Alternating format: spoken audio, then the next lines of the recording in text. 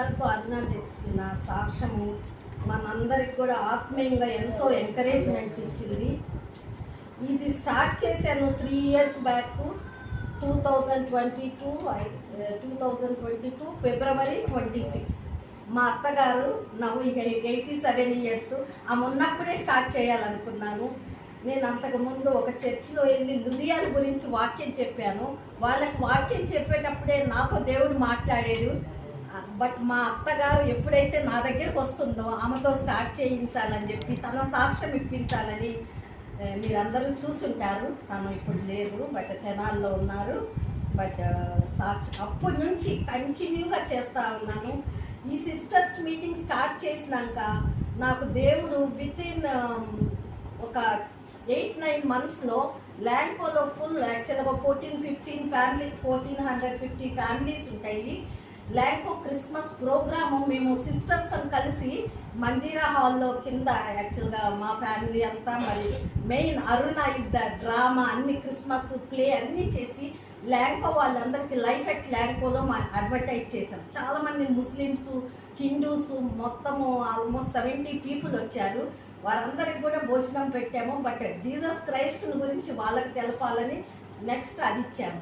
అప్పుడు ఇక్కడే ఉన్నారు యాక్చువల్గా జగన్మోహన్ రెడ్డి వారు బంధువులు, యాక్చువల్గా ప్రవీణ్ గారు వాళ్ళ అత్తగారు ఇట్లా గోవిందమ్మ గారు నవ్వు తను నాకు చూశారు ఆ రోజు ప్రోగ్రాము. సిస్టర్ మీకు చాలా ఆశగా ఉంది సేవ చేయాలని, కాబట్టి ఇప్పుడు క్రిస్మస్ ప్రోగ్రాము ల్యాండ్కోలో సెంట్రల్ పార్క్లో మీరే చేయండి.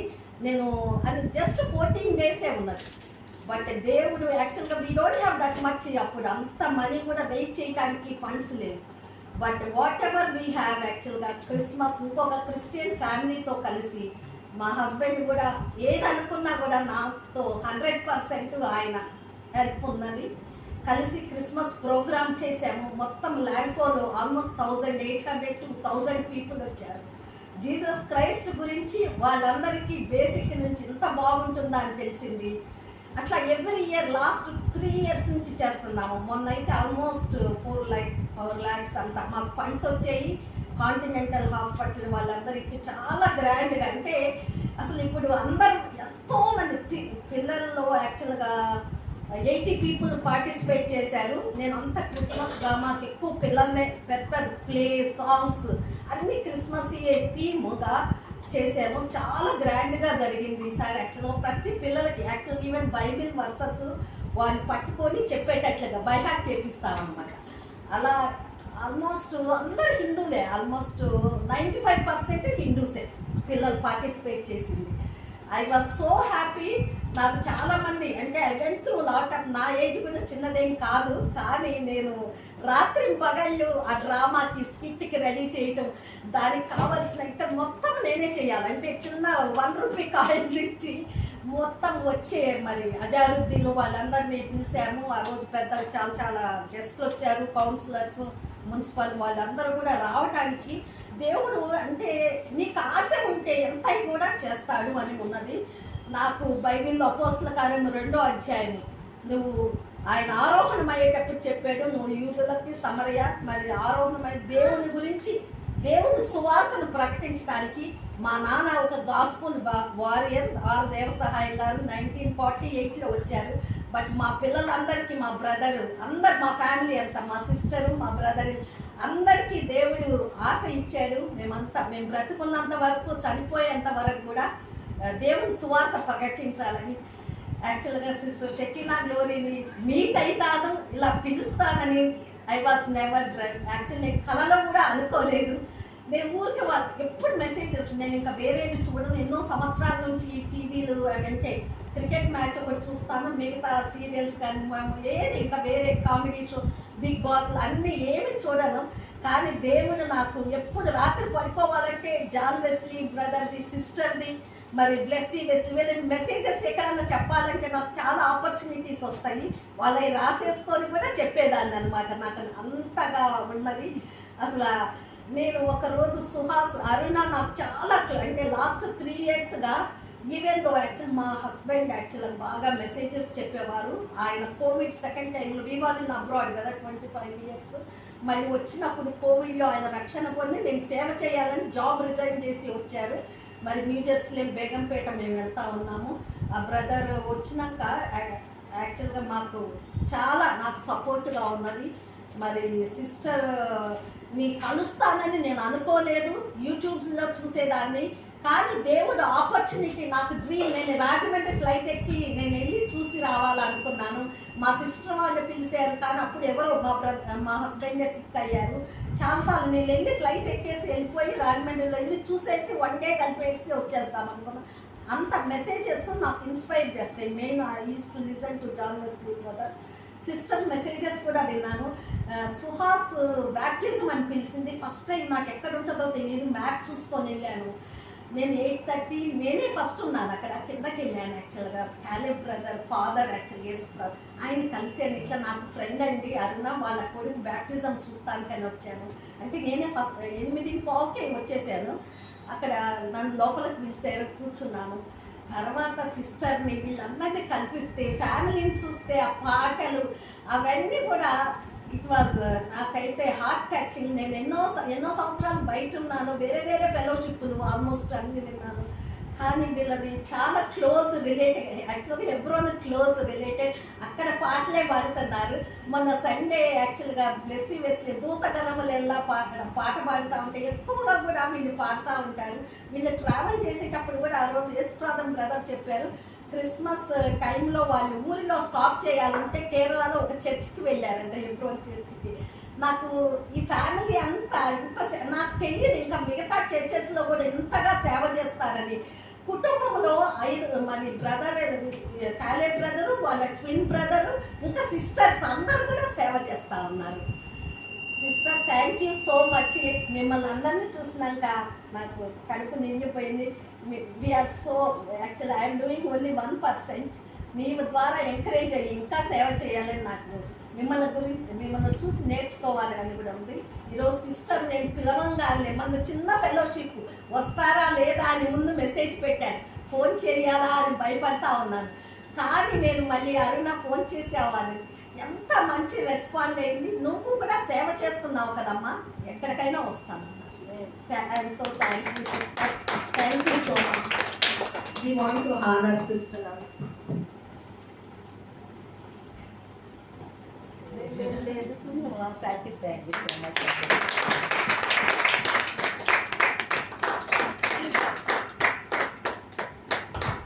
Thank you, sister.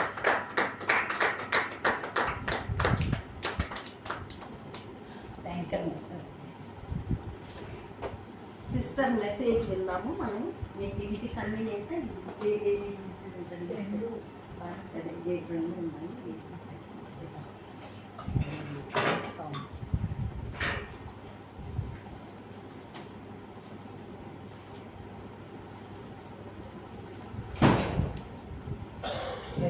హల్లెలూయా.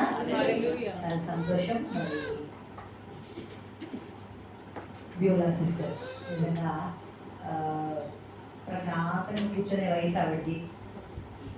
ఫినాన్షియల్గా కూడా అన్ని విషయాల్లో దేవుడు మంచి స్థానంలో పెట్టాడు. మరి ఇలా ఇంతమంది ఇక్కడ గ్యాదర్ చేసి ఇంత రిస్క్ తీసుకొని ప్రేయర్ నడిపించాల్సిన అవసరం ఏమీ లేదు. కానీ మరి దేవుడు పెట్టిన ఆ భారాన్ని బట్టి మరి చక్కగా ఈ ఫెలోషిప్ నడిపిస్తున్నారు. మరి నాకు ఈ విషయాన్ని సుహాస్ మన సిస్టర్ అరుణ గారి ద్వారా వీరు పరిచయం అవ్వడం, వీరి సిస్టర్ అలీగాయల్ గారు, డేవిడ్ గారు కూడా పరిచయం అవ్వడం చూసినప్పుడు ఈ కుటుంబంలో మరి పేరెంట్స్ యొక్క సాక్ష్యం నన్ను ఎంతో కదిలించింది. నిజంగా తల్లిదండ్రుల యొక్క భక్తి జీవితం వృధాగా అవ్వదు అన్నది నాకు ఇలాంటి కుటుంబాన్ని చూసినప్పుడు, మా కుటుంబాన్ని చూసినప్పుడు నేను ప్రత్యక్షంగా అనుభవిస్తున్నాను కాబట్టి నేను చెప్పగలను. మరి ఈ విధంగా దేవుని సేవ విషయంలో భారం కలిగి నేను బాగుపడమే కాదు 10 మంది కూడా బాగుపడాలి, ఆత్మీయంగా బలపడాలని ఆలోచించే వాళ్ళు నేటి దినాల్లో చాలా తక్కువైపోయారు కదా. మేము మంచిగా ఉన్నావా లేదా అనేదే పరీక్ష చేసుకునే రోజులు ఇవి. అలాంటిది మరి యోలా గారికి దేవుడు అక్కడ ఇచ్చినందుకు మిమ్మల్ని నేను అప్రిషియేట్ చేస్తున్నాను. మిమ్మల్ని బట్టి దేవుడిని ఎంతో స్తుతిస్తున్నాను. సిస్టర్ అరుణ గారు కూడా చాలా చక్కని సాక్ష్యాన్ని ఇచ్చారు. మరి మాకు తక్కువ టైంలోనే పరిచయం అయినా కూడా సిస్టర్ అన్నట్టు ఎప్పుడో 30 ఏళ్ళ నుండి మాకు పరిచయం ఉందా అన్నంత క్లోజ్ అయిపోయారు ఆ ఫ్యామిలీ. అందరి గురించి మేము విదేశాలకు వెళ్ళాలి, వాళ్ళు అభివృద్ధి చెందాలని ప్రార్థన చేస్తాము. కొద్దిమందికి ఆ స్థితి వస్తుంటే బాధ అనిపిస్తూ ఉంటుంది, ఎందుకంటే వదిలిపెట్టి వెళ్ళిపోతూ ఉంటారని. అయినా తప్పదు. కానీ ఎక్కడున్నా దేవుని బిడ్డలు కుదురుగా ఉండరు కదా, వియోలా గారి లాగా. ఎందుకంటే మనం ఎక్కడున్నా మరి మన ప్రభావితాన్ని కలిగించాలి, ఇన్ఫ్లుయెన్స్ చేయాలి. ఒక తాగుబోతుడు ఎక్కడైనా ఉన్నాడు అనుకోండి, ఖచ్చితంగా చుట్టుపక్కల ఇన్ఫ్లుయెన్స్ చేస్తాడు. ఒక సినిమా యాక్టర్ లేకపోతే సినిమాలు ప్రేమించేవాడు ఎక్కడైనా ఉన్నాడు అనుకోండి, ఖచ్చితంగా ఆ చుట్టుపక్కల ప్రభావితం చేస్తాడు. నాకు అనిపిస్తుంది దేవుని బిడ్డలంగా మనం ఉన్నప్పుడు మనం ఉన్న ప్రాంతాల్లో కూడా మనం ఏం చేయగలగాల, ప్రభావితం చేయగలగాలి. రట్టి కృప సహోదరి దేవుడు ఇచ్చినందుకు నేను ప్రభుని ఎంతో స్తుతిస్తున్నాను. మరి మీ ఫెలోషిప్లోకి నన్ను కూడా ఇన్వైట్ చేసినందుకు సిస్టర్కి, మీ అందరికీ, ఫ్యామిలీ మెంబర్స్కి అందరికీ నా హృదయపూర్వక వందనాలు తెలియజేస్తాను. చాలా క్లుప్తంగా దేవుడి మాటలు విందాం. కొన్ని మాటలు నేను తెలియజేస్తాను. తదుపరి నాకు మరొక మధ్యాహ్నం మరో ప్రోగ్రాం కూడా ఉంది. మరి సిస్టర్ అడిగినప్పుడు నేను కాదనలేదు. దేవుని చిత్తాన్ని మనం త్రోసివేయకూడదు కాబట్టి నేను తప్పకుండా వస్తాను. నా ఉద్దేశం ఎలా ఉంటుందంటే, ఒకవేళ మరి ఇదే నా చివరి రోజు అనుకో, నేను చేయగలిగింది మిగిలిపోద్దేమో అనిపిస్తుంది. అందుకని కొన్నిసార్లు ఓపిక లేకపోయినా ఓపిక తెచ్చుకొని, సమయం లేకపోయినా సమయాన్ని కుదించుకొని కొన్ని దేవుని పనులు చేస్తూ ఉంటాను. నా సొంత పనులు కూడా కొన్ని ప్రక్కన పెట్టేస్తాను. అవి నాకు అక్కర్లేదు, దేవుని పనికి మనం ముందుండాలి అనేటువంటిది నేర్చుకున్నాం కనుక ఆ ఉద్దేశంతోనే సిస్టర్ గారికి నేను డేట్ ఇచ్చాను. కానీ ఇది దేవుని ప్రణాళిక. ఆయన ప్రణాళిక లేకుండా మనం ఎక్కడ నిలబడడానికి అవకాశం లేదు. మరి దేవుడు ఇచ్చిన ప్రణాళికగా నేను గుర్తిస్తున్నాను. ఒక మాట మనం ధ్యానం చేసుకుందాం. ఇది సిస్టర్స్ మీకు బ్రదర్స్ కూడా ఉన్నారు, బట్ సిస్టర్స్ వరకు సిస్టర్ ఏర్పాటు చేశారు. చాలా సంతోషం. కాబట్టి దానిని ఉద్దేశించి కొన్ని విషయాలు వాక్యంలో మనం ధ్యానం చేద్దాం.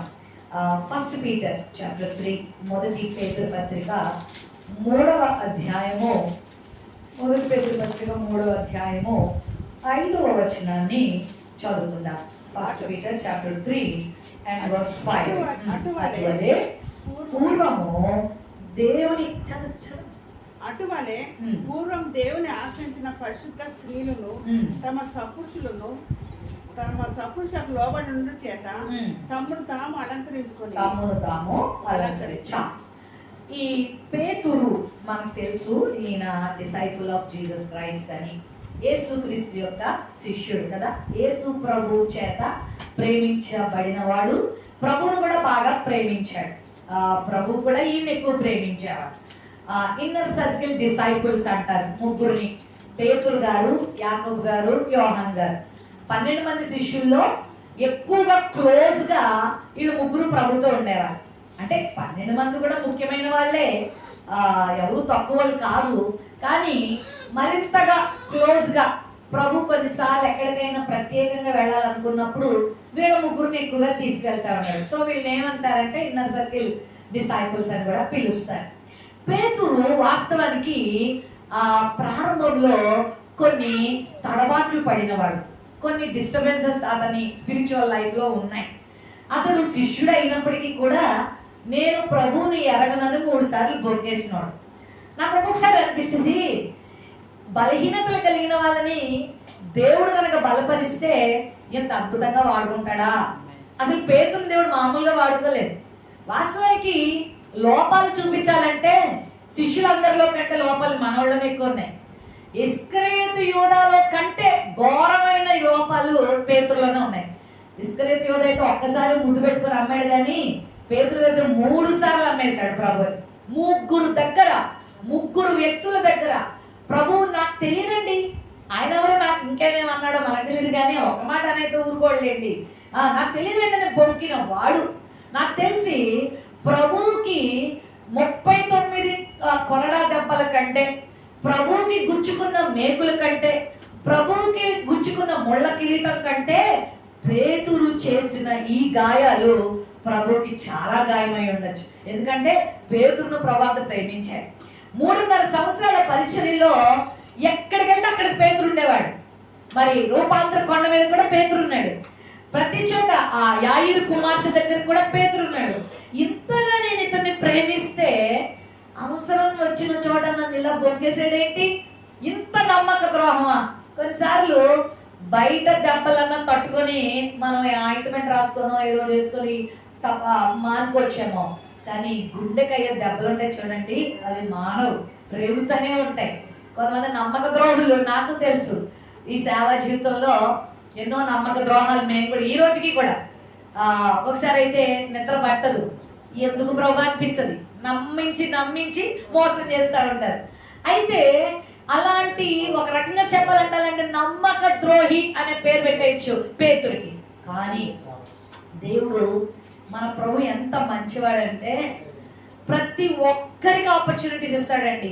తనని ఎంత గాయపరిచినను, తనకి ఎంత మరి బాధ కలిగించినను, వన్ మోర్ ఆపర్చునిటీని దేవుడు పేతురికి ఇచ్చాడు. నిజంగా పేతురు కూడా దాన్ని వాడుకున్నాడు. అది కూడా కావాలి, దేవుడు ఇస్తాడు. వాడుకోగలిగిన ఆ యొక్క మనస్సు మనకి కూడా ఉంటే ఇంకా టర్న్ అయిపోతాం మనం. నిజంగా అది ఈ ఆపర్చునిటీని పేతురు వాడుకున్నాడు, వాడు వాడుకోలేకపోయాడు అంతే. నాకు తెలిసి వాడికి కూడా ఇచ్చాడు దేవుడు, పశ్చాత్తాపం ఇచ్చాడు. కానీ పశ్చాత్తాపడ్డాడు, కానీ యూదా మరి తల పగిలి ఊరి వేసుకొని చచ్చిపోయాడు. వాడు ప్రభు దగ్గర రాలేకపోయాడు. కానీ పేతురు ప్రభు దగ్గరికి వచ్చి సంతాపపడి ఏడ్చి ప్రభువా ఐఎమ్ సారీ, నన్ను క్షమించు అని తన పాపాన్ని ప్రభు దగ్గర ఒప్పుకొని విడిచిపెట్టి ప్రభువుకు నమ్మకంగా జీవించడం ప్రారంభించగా నిజంగా దేవుడు పేతురుని ఎంతగా హెచ్చించాడంటే 2 పత్రికలు క్రొత్త నిబంధనలో పేతురు ద్వారా దేవుడు అందించాడు. ఆమె హల్లెలూయా. నమ్మక ద్రోహిగా పేరుగాంచిన గాయపరిచిన వ్యక్తిని ఓ డస్ట్బిన్ లో తోసేయాల్సిన వాడిని దేవుడు తీసుకొచ్చి పేతురు పత్రికలు 2 కదా, ఫస్ట్ పీటర్ సెకండ్ పీటర్ 2 పత్రికలు చూస్తాం. అంత మాత్రమే కాదు, మీరు గమనిస్తే అపోస్తల కార్యములు గమనిస్తే పేతురు గారు వస్త్రపు చెంగు ముట్టుకోకున్నా కూడా మనుషులు బాధపడిపోయేవారట. పేతురు గారి ప్రార్థన చేస్తే చచ్చిపోయిన తబిత కూడా లేచి కూర్చుంది. ఆమె హల్లెలూయా. పేతురు గారి పరిచర్యలో పరిశుద్ధాత్మ అభిషేకము దిగి వచ్చింది. పెంతెకొస్తు దినమున ఆయన ప్రసంగం చేస్తే 3000 మంది స్పాట్ లో రక్షణ పొందారు. అలా అంచెలంచెలుగా పేతురుని పండగ రాయిగా చేసి సంఘాన్ని అతని మీద కట్టి మరి దేవుని కొరకు హతసాక్షి అయ్యే అంత స్థాయికి దేవుడు అతన్ని తీసుకొచ్చాడు. తల కింద సిలువేయబడ్డాడు పేతురు. తెలుసా, యేసు ప్రభులాగా సిలువేయబడ్డ నేను అర్హుణ్ణి కాదు, నన్ను సిలువేయండి. కానీ ఎలా తెలుసా, తల కింద పెట్టండి, కాడుపై పెట్టండి అని తలకిందులుగా సిలువేయించబడి అద్భుతమైన సాక్షిగా మరణించిన గొప్ప భక్తుడు ఆ శిష్యుడు పేతురు గారు. నిజంగా నేను పేతురు జీవితాన్ని మొదట ధ్యానించినప్పుడు ఇలాంటోడేంటి అనుకున్నాను, కానీ అలాంటి వాడిని దేవుడు కోట్ల మందికి ఆశీర్వాదకరంగా మార్చేశాడు. హల్లెలూయా. ఆయన యొక్క అనుభవాల్లో నుండి ప్రభు పాదాల దగ్గర అతడు కూర్చొని ప్రభు పాదాల దగ్గర నేర్చుకుంటూ ప్రభు దర్శనాన్ని పొందుతూ ప్రత్యక్షతను పొందుతూ ప్రభు ద్వారా నేర్చుకుని పలకబడిన విషయాలన్నీ 1 పేతురు పత్రిక 2 పేతురు పత్రికలో ఆయన పొందుపరిచాడు. ఒక వ్యక్తి బాగుపడిన తర్వాత మాట్లాడే మాటలు చాలా విలువైనవి, అవునా కాదా? అనుభవంతో మాట్లాడే మాట, అనుభవం లేకుండా చెప్పేసే మాటలు వేరు. నేను బిర్యానీని ముందు పెట్టారు, తినకుండా బాగుంది అని అంటే మీ అందరు ఎలా అనుకుంటారు? ఇది తినకుండానే బాగుంది అంటుంది, తినాలి అప్పుడు కదా చెప్పాలనుకుంటా. నేను నిజంగా తిన్న తర్వాత చెప్పాను అనుకోండి, అప్పుడు దానికి ఏముంటుంది? వాల్యూ ఉంటుంది. పేతురు అనుభవాల్ని అనుభవించి చెప్తున్న మాటలు కాబట్టి ఈ పేతురు పత్రికలో రాయబడిన మాటలు చాలా శ్రేష్టమైనవి. నేను ఈ పేతురు పత్రికను ధ్యానిస్తున్నప్పుడు పేతురు సేవకులతో మాట్లాడతాడు, సంఘ కాపురులతో మాట్లాడతాడు, అవిశ్వాసులతో మాట్లాడతాడు, విశ్వాసులతో మాట్లాడతాడు, పురుషులతో మాట్లాడతాడు, స్త్రీలతో కూడా మాట్లాడతాడు. ప్రత్యేకంగా కొన్ని పత్రికల్లో మరి స్త్రీల గురించి కొన్ని విషయాలు ఉండవు, కొన్ని పత్రికల్లో పురుషుల గురించి ఉండవు, కొన్ని పత్రికల్లో వృద్ధుల గురించి ఉండవు. కానీ ఈ పేతురు గారు ఎందుకు స్త్రీలను ఇక్కడ ప్రస్తావిస్తూ 3వ అధ్యాయం వచ్చేసరికి ఈరోజు ఈ 3వ అధ్యాయము ఏ స్త్రీల మీటింగ్ లోనైనా ఖచ్చితంగా దాన్ని ఏం చేయాల్సిందే, ధ్యానించాల్సిందే. అలా అయిపోయింది. ఫస్ట్ పీటర్ చాప్టర్ 3 నేను ఈ అధ్యాయం ధ్యానించినప్పుడు ప్రియులారా చాలా మేలు పొందాను. నాకు అనిపించింది పేతురు గారికి స్త్రీల గురించి భలే అనుభవం ఉందే. మరి ఇంట్లో ఉన్న స్త్రీలను బట్టో, సంఘంలో ఉన్న స్త్రీలను బట్టో, సమాజంలో ఉన్న స్త్రీలను బట్టో ఈయన పరిశుద్ధాత్మ నడిపింపుతో ఈ మాటలు తెలియజేయడం జరిగింది. ఇక్కడ ఆయన స్త్రీలతో పలకరిస్తూ, ఎందుకంటే ఇది స్త్రీల మీటింగ్ అన్నారు కాబట్టి, స్త్రీలుగా ఈ దెబ్బతిని దేవుని చేతిలో బలంగా వాడబడిన ఈ గొప్ప భక్తుని ద్వారా దేవుడు ఏం మాట్లాడిస్తున్నాడో మనం తెలుసుకోగలిగితే, నేనంటాను ఒకవేళ పేతురు లాంటి బాధాకరమైన స్థితిలో ఉన్న వాళ్ళు ఎవరైనా సరే మళ్ళా పేతురు వలె ఉన్నతమైన అనుభవాల్లోకి రావడానికి దేవుడు గొప్ప ద్వారాలు తెరవబోతున్నాడు.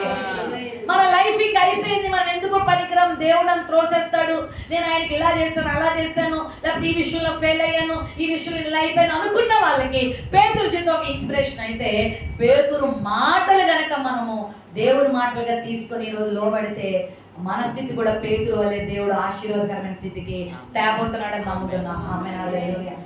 ఇక్కడ నేను అన్ని విషయాలు చెప్పను, కానీ మనం చదివిన 5వ వచనంలో నేను ఒక 3 స్త్రీలను మీకు పరిచయం చేస్తాను. అధ్యాయం అంతా మనకు స్త్రీలు కనబడతారు, పేర్లు కనబడవు, కానీ పేరైతే ఒక ఆమె కనబడుతుంది.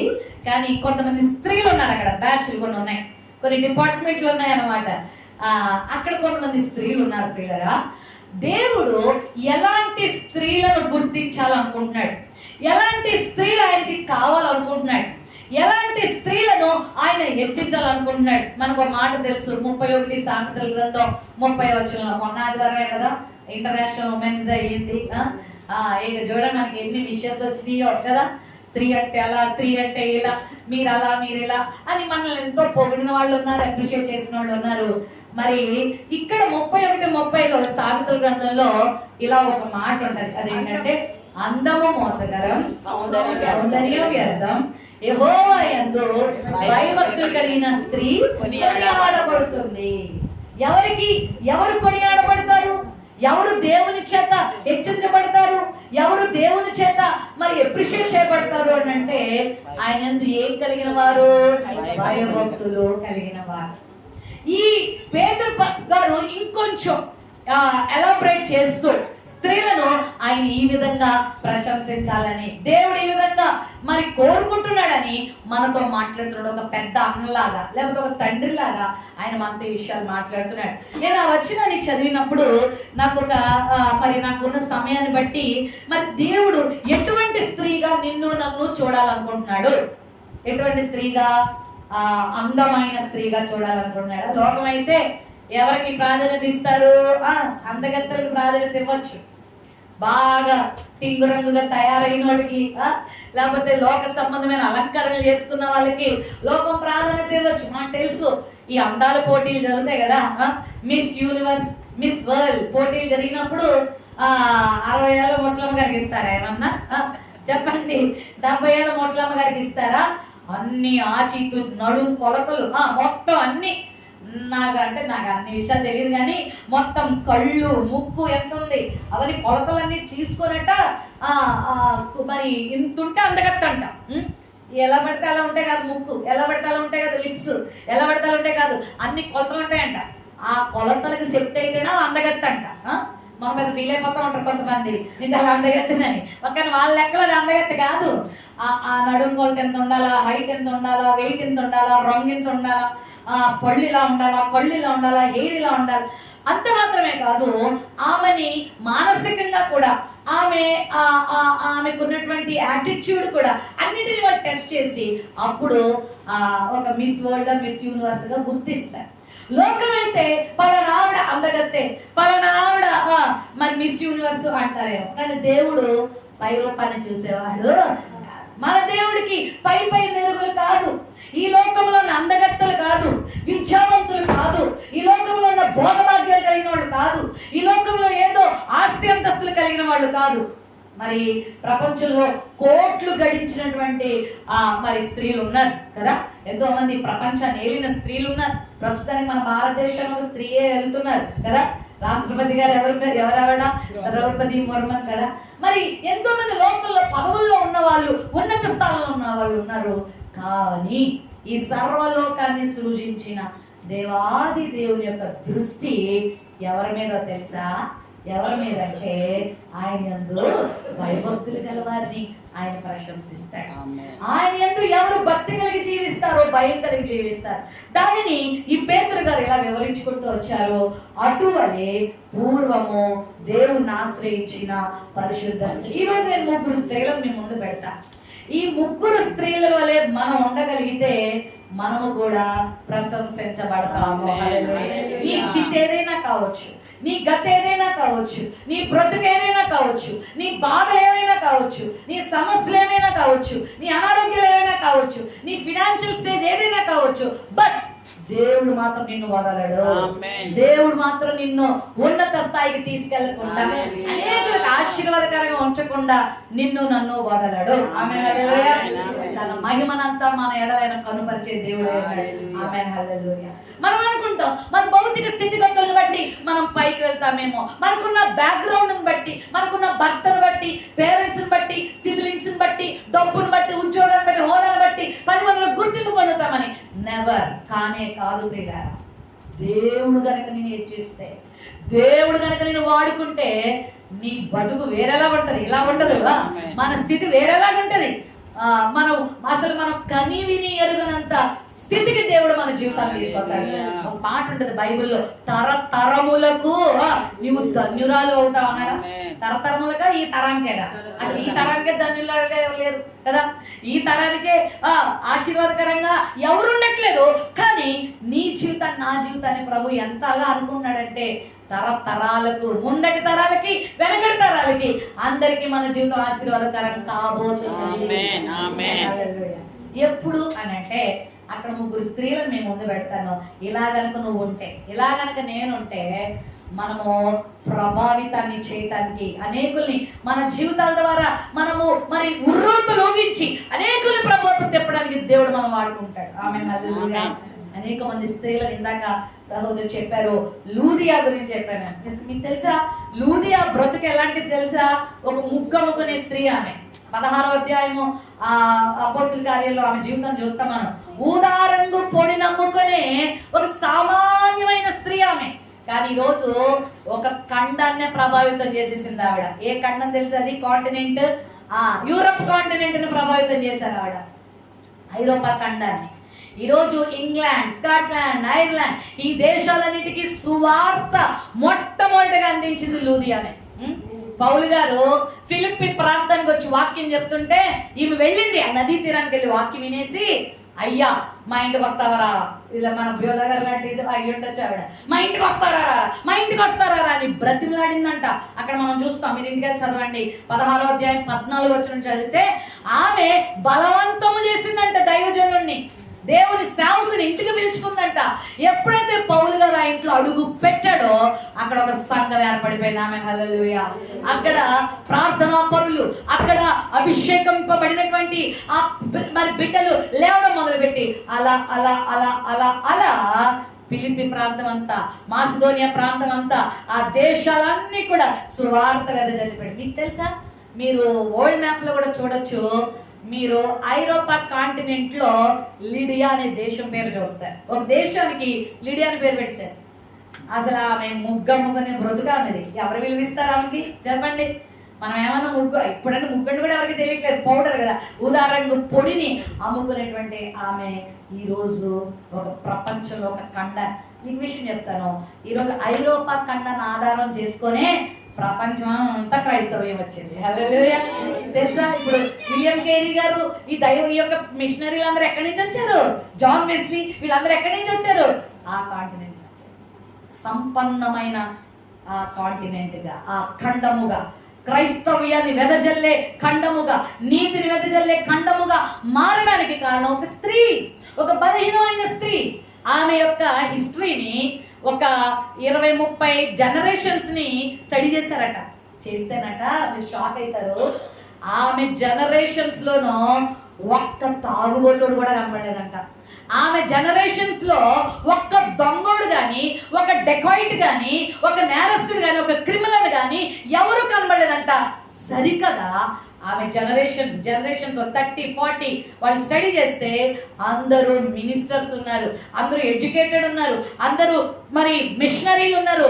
మరి ఒక్కడు కూడా నిష్ప్రయోజకమైనటువంటి సంతానం ఆమె కడుపులోండి రాలేదు. ఆమెకి ఆశీర్వాదము, సమాజానికి ఆశీర్వాదకరంగా దేవుడు ఆమె జీవితాన్ని చేశాడు. హల్లెలూయా. ఒక్క స్త్రీ నమ్మకంగా బ్రతికితే ఇంత ఆశీర్వాదమా, ఇంత దీవెన, ఇంత ఆనందమా, సమాజానికి ఇంత ఆశీర్వాదమా, దేవునికి ఇంత మహిమనా? నాకు తెలిసి ఏ చదువు లేని ఒక లూదియాని దేవుడు ఎంతగా చేస్తే, ఇక చాలా మంది ఎడ్యుకేటెడ్ ఉన్నారు, చాలా ఉన్నతమైన స్థానంలో ఉన్న వాళ్ళు ఉన్నారు. మీ జీవితాలు కనుక ప్రభువుకి మీరు సంపూర్ణంగా అప్పగిస్తే మీ ద్వారా దేవుడు ఎన్ని లక్షల కోట్ల మీద ఇన్ఫ్లుయెన్స్ చేస్తాడు. మీ బిడ్డల ద్వారా సమాజంలో దేవుడు ఎంత గొప్ప కార్యాలు జరిగించుకుంటాడో నాకు తెలియదు. స్త్రీకి దేవుడు అంత కృపించాడు. చాలా సార్లు స్త్రీలంగా పుట్టినందుకు చాలా మంది తిట్టుకుంటారు, నేను ఎందుకు స్త్రీగా ఉన్నాను అనుకుంటారు కదా. సమాజంలో కూడా స్త్రీలకి అంత ప్రాధాన్యత ఇప్పుడు పర్లేదండి, ఇప్పుడు కొంచెం బాగానే గుర్తిస్తున్నారు. మన అమ్మమ్మల కాలంలో, నానమ్మల కాలంలోకి వెళ్తే స్త్రీల వంటింటి కుందేళ్ళు అనేవాళ్ళు. మీరు బయటికి రావడానికి వీళ్ళే, ఆ ఇంట్లోనే మీరు పడి సావాలంతే, మీరు పిల్లలకి అనే మిషన్ అంతే, ఆ తర్వాత పెంచే మిషన్ మీరే, ఇంకా మీ పని అంతే. ఇంకా మీరు ఇప్పటికీ కూడా కొన్ని ఈ గల్ఫ్ కంట్రీస్లో ఈ ముస్లిం కంట్రీస్లో స్త్రీలని అసలు పైతారు, వాళ్ళు చదవద్దు. ఆఫ్ఘనిస్తాన్లో అయితే స్త్రీలు కనుక బయట కనబడితే షూట్ చేసి చంపేస్తారంట. మరి అందుకే మన అమెరికన్ గవర్నమెంట్ వాళ్ళు కొంచెం ఫైట్ చేస్తున్నారు ఇలాంటి కల్చర్ని మనం బాగు చేయాలని. ఇరాన్లో కూడా ఇప్పుడు అదే పరిస్థితి. మొన్న ఖమేనీ చచ్చిపోయిన తర్వాత కొంతమంది లేడీస్ వచ్చి చక్కగా రోడ్ల మీద డ్యాన్స్లు వేస్తున్నారు, ఎందుకంటే వాళ్ళని తొక్కేసాడు. ఈ రోజుకి కూడా చాలా కుటుంబాలు స్త్రీలను ఏం చేస్తారు, తొక్కేయడమే కదా. ఆడవాళ్ళ పక్కన ఉండండి అంటారు. ఇంకోటి చెప్తారు, ఆడవాళ్ళను తొక్కేసి మగవాళ్లే కాదు, ఆడవాళ్ళని ఏం చేస్తూ ఉంటారు, తొక్కేస్తూ ఉంటారు. అలాంటి సమాజంలో మనం ఉన్నాం కదా. ఆడపిల్ల ఎక్కువ మాట్లాడుతున్నాం, ఆడపిల్ల బయటకు వెళ్తున్నాం, ఆడపిల్ల ఆఫ్ కోర్స్ భయభక్తుల్లో పెంచడం తప్పేం కాదు, ఆడపిల్లలకి పద్ధతులు నేర్పడం తప్పేం కాదు. కానీ ఆ జెండర్ డిఫరెన్స్ చూపించి వాళ్ళని మానసికంగా కృంగదీసేది చాలా పొరపాటు. దేవుడు అలా చేయలే. వాస్తవం చెప్పాలంటే పురుషుల కంటే స్త్రీలకే దేవుడు ఎక్కువ ప్రాధాన్యత ఇచ్చాడని చెప్పాలి. మనం స్త్రీలంగా మాట్లాడేసుకుంటున్నాం కాబట్టి నేను ఎప్పుడు ఏం చెప్తానంటే, మరి ఆదామునైతే దేవుడు మట్టితో చేశాడు, కానీ అమ్మగారిని దేంతో చేశాడు తెలుసా? గట్టి ఎముక. మట్టి కన్నా ఎముక గట్టిదే కదా, ఇంత త్వరగా పగులుతుందా విరుగుతుందా? గట్టిదే. కాబట్టి మనం గట్టోళ్ళమే. నేను మొన్న ఇంటర్నేషనల్ ఉమెన్స్ డే రోజు కూడా లేడీస్కి ఒక 4 విషయాలు చెప్పాను. ఫస్ట్ మన వాల్యూ ఏంటో మనం తెలుసుకోవాలి. నిన్న ఒక సూసైడ్, అది నేను యూట్యూబ్లో ఎక్కువ చూడను కానీ నిన్న జస్ట్ కార్లో వెళ్తుంటే వీడియో నన్ను చూస్తే చాలా గుండె పగిలిపోయింది నాకు. చాలా హైలీ ఎడ్యుకేటెడ్ అండి ఆమె, వాళ్ళ భర్త ఒక ప్రొఫెసర్, ఈమె కూడా ఒక ప్రొఫెసర్. అయితే వీళ్ళిద్దరికి సంథింగ్ ఏదో కొంచెం ప్రాబ్లమ్స్ ఉన్నాయి, కొంచెం అతనికి బాగా సస్పెక్ట్ చేస్తాడంట భార్యని. వాళ్ళిద్దరి మధ్య గొడవలు జరుగుతూ ఉన్నాయి. 6 years బాయ్ ఉన్నాడు వాళ్ళకి, చాలా హైఫై ఫ్యామిలీ. ఏం జరిగిందో తెలియదు, మరి టార్చర్ తట్టుకోలేకపోయిందో ఏమో, ఒక ట్రైన్ క్రింద తలకాయ పెట్టి చచ్చిపోయింది, సూసైడ్ చేసుకొని. దీనికి కారణం మా హస్బెండ్, ఆయన టార్చర్. నాకు ఎంత బాధ అనిపించిందంటే, ఇంత ఎడ్యుకేటెడ్ అయ్యుండి ఇంతమందికి ఆమె అనేక మంది స్టూడెంట్స్కి ఆమె చక్కగా మరి పాఠాలు చెప్తూ ఆమె ఇంత తక్కువ అభిప్రాయం కలిగి ఉంది తన మీద. తనకు అసలు తన వాల్యూ తనకు తెలియలేదేంటి? తన ఒక హస్బెండ్కి ఒక వైఫే కాదు, తన ఒక మదర్, సమాజంలో ఒక విలువ కలిగిన ఒక చక్కని ప్రొఫెసర్, ఎంతో మందికి జీవితాలకి చక్కని మార్గదర్శకం చేయవలసిన స్త్రీ. ఆఫ్టర్ భర్త ఏదో తనకి టార్చర్ చేశాడని చచ్చిపోతుందా? ఫస్ట్ స్త్రీలంగా మన వాల్యూని మనం తెలుసుకోవాలి.